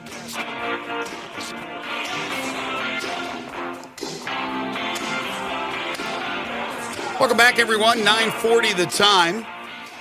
Final hour here on Sports 56 mornings for the day, for the week. And we're excited because it's time to give away a prize package. It's time for 10 in a row. Not 5, not 6, not 7, not 8, not 9, but 10 in a row. It's the game show that has swept the nation. It's 10 in a row. If you'd like to participate, 901-360-8255. It's brought to you each and every week by Napa Cafe. That's right, Napa Cafe at 5101 Sanderlin. They're open for dinner Wednesday through Saturday, starting at 5 o'clock. And if you want to make reservations, you can go to napacafe.com. Also, while you're on the website, you can check out the menu. You can order online. They've got their menu available for takeout as well, curbside pickup. But, boy, it's just a great place to go enjoy some great food, whether it's just a nice night out with friends, maybe celebrating a special occasion with a special someone, whatever it is. 5 different dining rooms, unbelievable food. That's what you're going to find at Napa Cafe. Again, at 5101 Sanderlin. Go to napacafe.com to make those reservations for dinner in Wednesday through Saturday beginning at 5 o'clock. The winner of 10 in a row will get a $50 gift certificate to Napa Cafe. Also, $20 gift certificate to Corky's, a $25 gift card to Putt Putt Golf and Games, and golf for 4 at Miramichi. Very nice. Nice prize package. That'll get your weekend started in the... Played golf at Miramichi and ate lunch yesterday at Corky's. Well, I didn't play golf yesterday. I played golf earlier this week at Miramichi. Ate at Corky's yesterday. So I've got this prize pack is an ode to my week. Taking advantage of the sponsors. That 360-8255, 901-360-8255. Here's the question.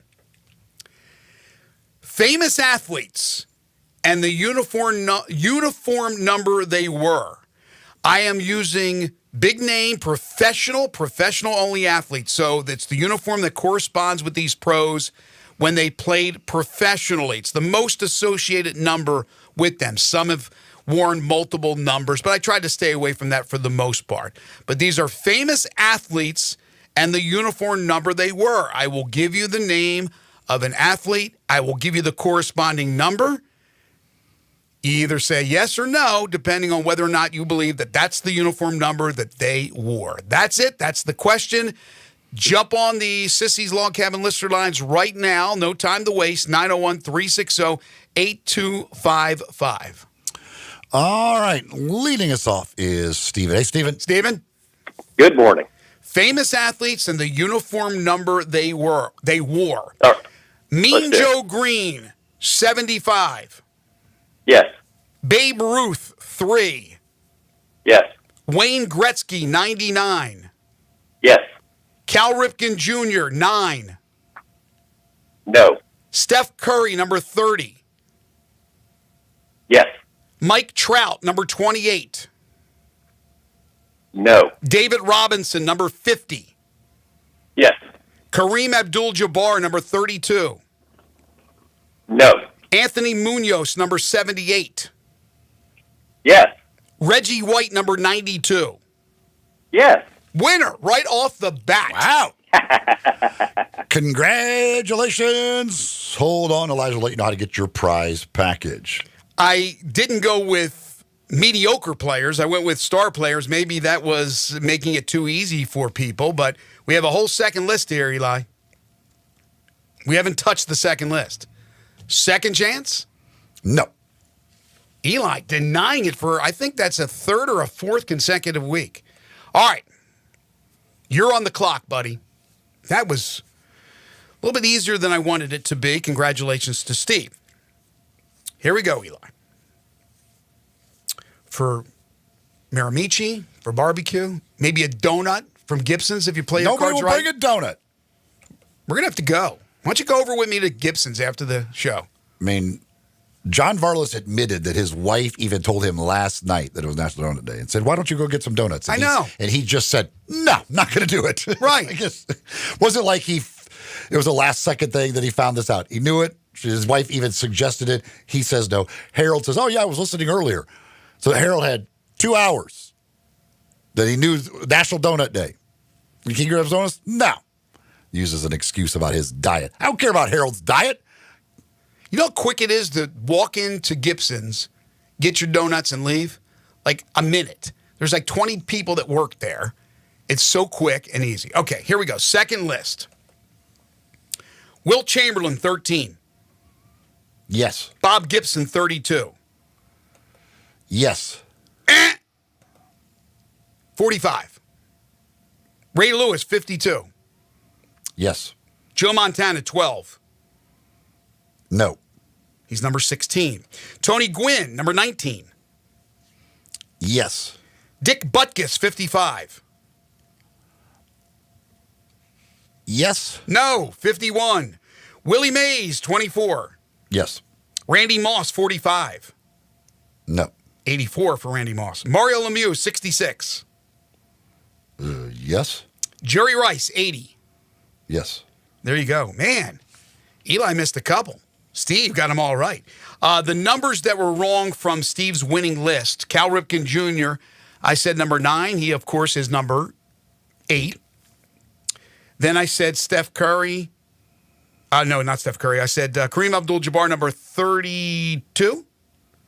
And he's number 33. 33. Magic was 32. Magic was 32. So there you go. It was a lot easier than I thought it would be. Maybe I'd do this again in the future, but use like middle of the road players and make it a little bit tougher. We have very intelligent listeners out there. So what are you going to do? We have a winner, and that's what it's important. Again, it's 10 in a row. We do it every single Friday. It's brought to you by Napa Cafe. Are you, if you went out and got your Daniel Jones jersey since he's going to be the starting quarterback for your Colts now? Yeah, I knew you were going to bring that up as soon as I saw that news. I mean, I go, Eli's bringing this thing up, and I'm not happy, but I'm not surprised that Anthony Richardson draft pick's going to turn out to be worse than thought it was going to be, and thought it was going to be really bad. I talked myself into this hell of an athlete that he's going to make it in the NFL. And there were times when he finally got on the field that you go, okay, all right, I see what's happening.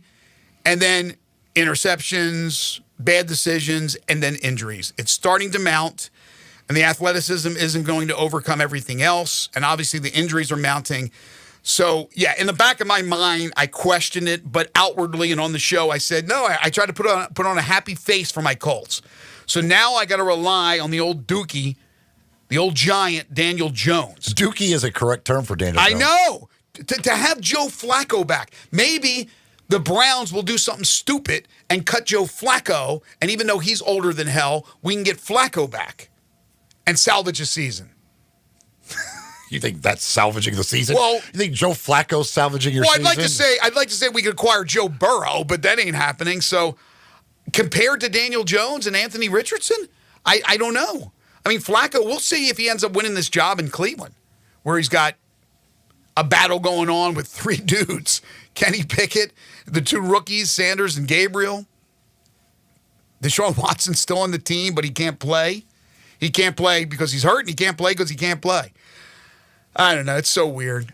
My guess with Anthony Richardson is, they say now he doesn't need surgery.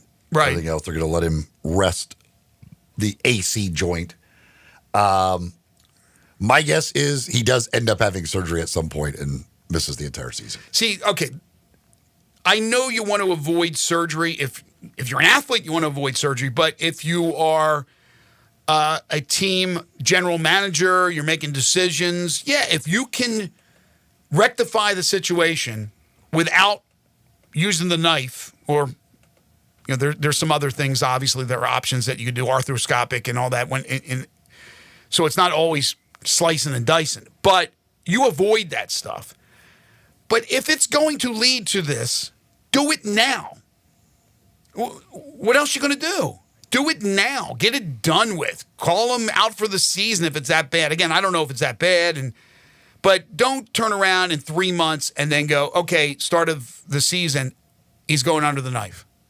That makes no sense to me. Well, he's already had surgery on that once. Yeah, I know. But I think they think with the rest. But whenever he's done with resting it and he goes back to throwing, I have a feeling it'll end up still hurting, and then eventually they'll decide, the only way it's gonna get better is surgery again. Maybe. By the way, we talked about it earlier, and you certainly weren't high on the Rodgers acquisition by the Steelers, and I'm sure a lot of people aren't high on that either. It did not work in New York with the Jets. It was a debacle, but Aaron Rodgers is a 4-time MVP, although 41 years old. What do you think constitutes a success with the 1-year deal with Aaron Rodgers? What do the Steelers have to do, led by him? I'm not talking about Steelers make the playoffs and Rodgers gets hurt in the second game and he's out for the year. With Rodgers at the helm, what do the Steelers have to accomplish for you, and you think maybe the majority of people would out there and they would deem it a success? Make the playoffs. That's what the Steelers do every year. So even though they make the playoffs every year, this would be nothing different. They've lost 6 straight playoff games. As long as Rodgers doesn't derail that train, it's a success. He doesn't have to go one step further and win a playoff game? No, they're not good enough. Not in the AFC. Okay. The AFC's. I know. Their division. Again, they're at best the 3rd best team in their division. How about if it goes the other way? Do you think that it never happens in Pittsburgh with the coaches, right? There's only been 3 of them. Do you think Tomlin could lose his job, or Tomlin maybe decides that, okay, that's enough. I've worn out my welcome. I'm going to go somewhere else, because he would be snatched up in a second. I certainly could see that. I could see him leaving, just going for a fresh start somewhere, because Pittsburgh, if they were to miss the playoff, they have a terrible year with him, they're going to have to, then it's going to have to, okay, we got to go get our quarterback of the future. At some point here, regardless of what happens, they're going to go through a rebuild. And I don't know that Tomlin wants to be there for a rebuild. Yeah. Of course, the connections to Memphis and the Pittsburgh Steelers are unbelievably plentiful. Mike Tomlin was formerly on the Memphis Tigers staff. Then Arthur Smith, the OC, is, of course, the son of Fred Smith and that whole spiel. But now you look at the roster. Obviously, Calvin Austin, now Kenneth Gainwell, who comes over after winning a chip with the Philadelphia Eagles. Rock Taylor is an undrafted free agent who they signed. And now they have signed Quindell Johnson, former Memphis Tiger defensive back who has played a little bit in the NFL. I think the Bears maybe drafted him.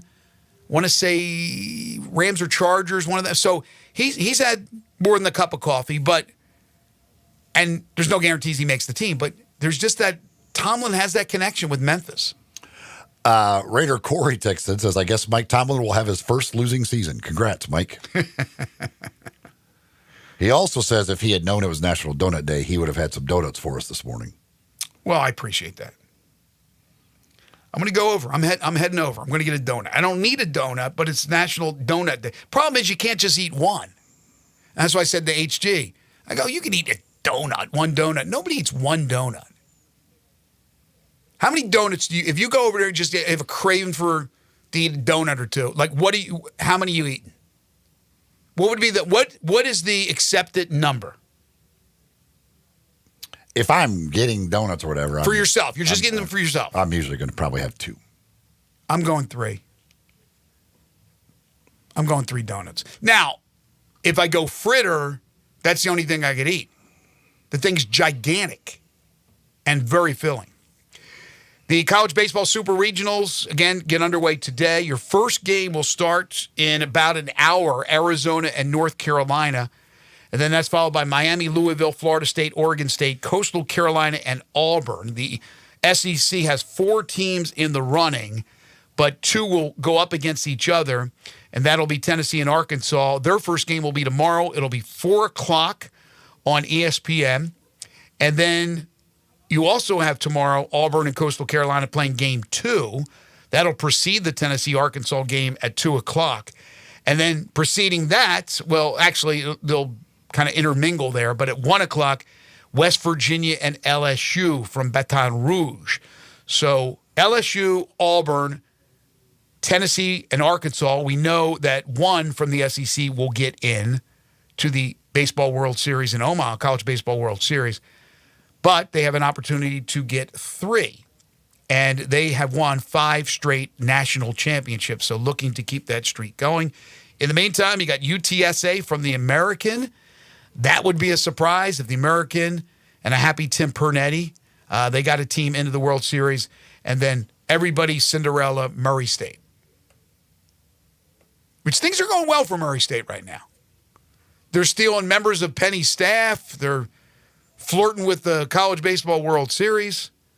Not too bad right now if you're from Racer Nation. That's going to do it for us today and this week. I want to thank you folks for listening. Thanks to your participation with your calls and texts. We always appreciate it. Thanks to our guests today. Kendrick Davis, the former Memphis Tiger. Ed DeRosa on the Belmont Stakes. Our buddy John Varlas. And, of course, Harold Grader. We're back on Monday, starting bright and early at 7 a.m. Wolo and Friends on Sports 56 is next. And once again, Brian Dacus and Elijah Seegers will be pinch hitting for Dave, who I believe returns on Monday.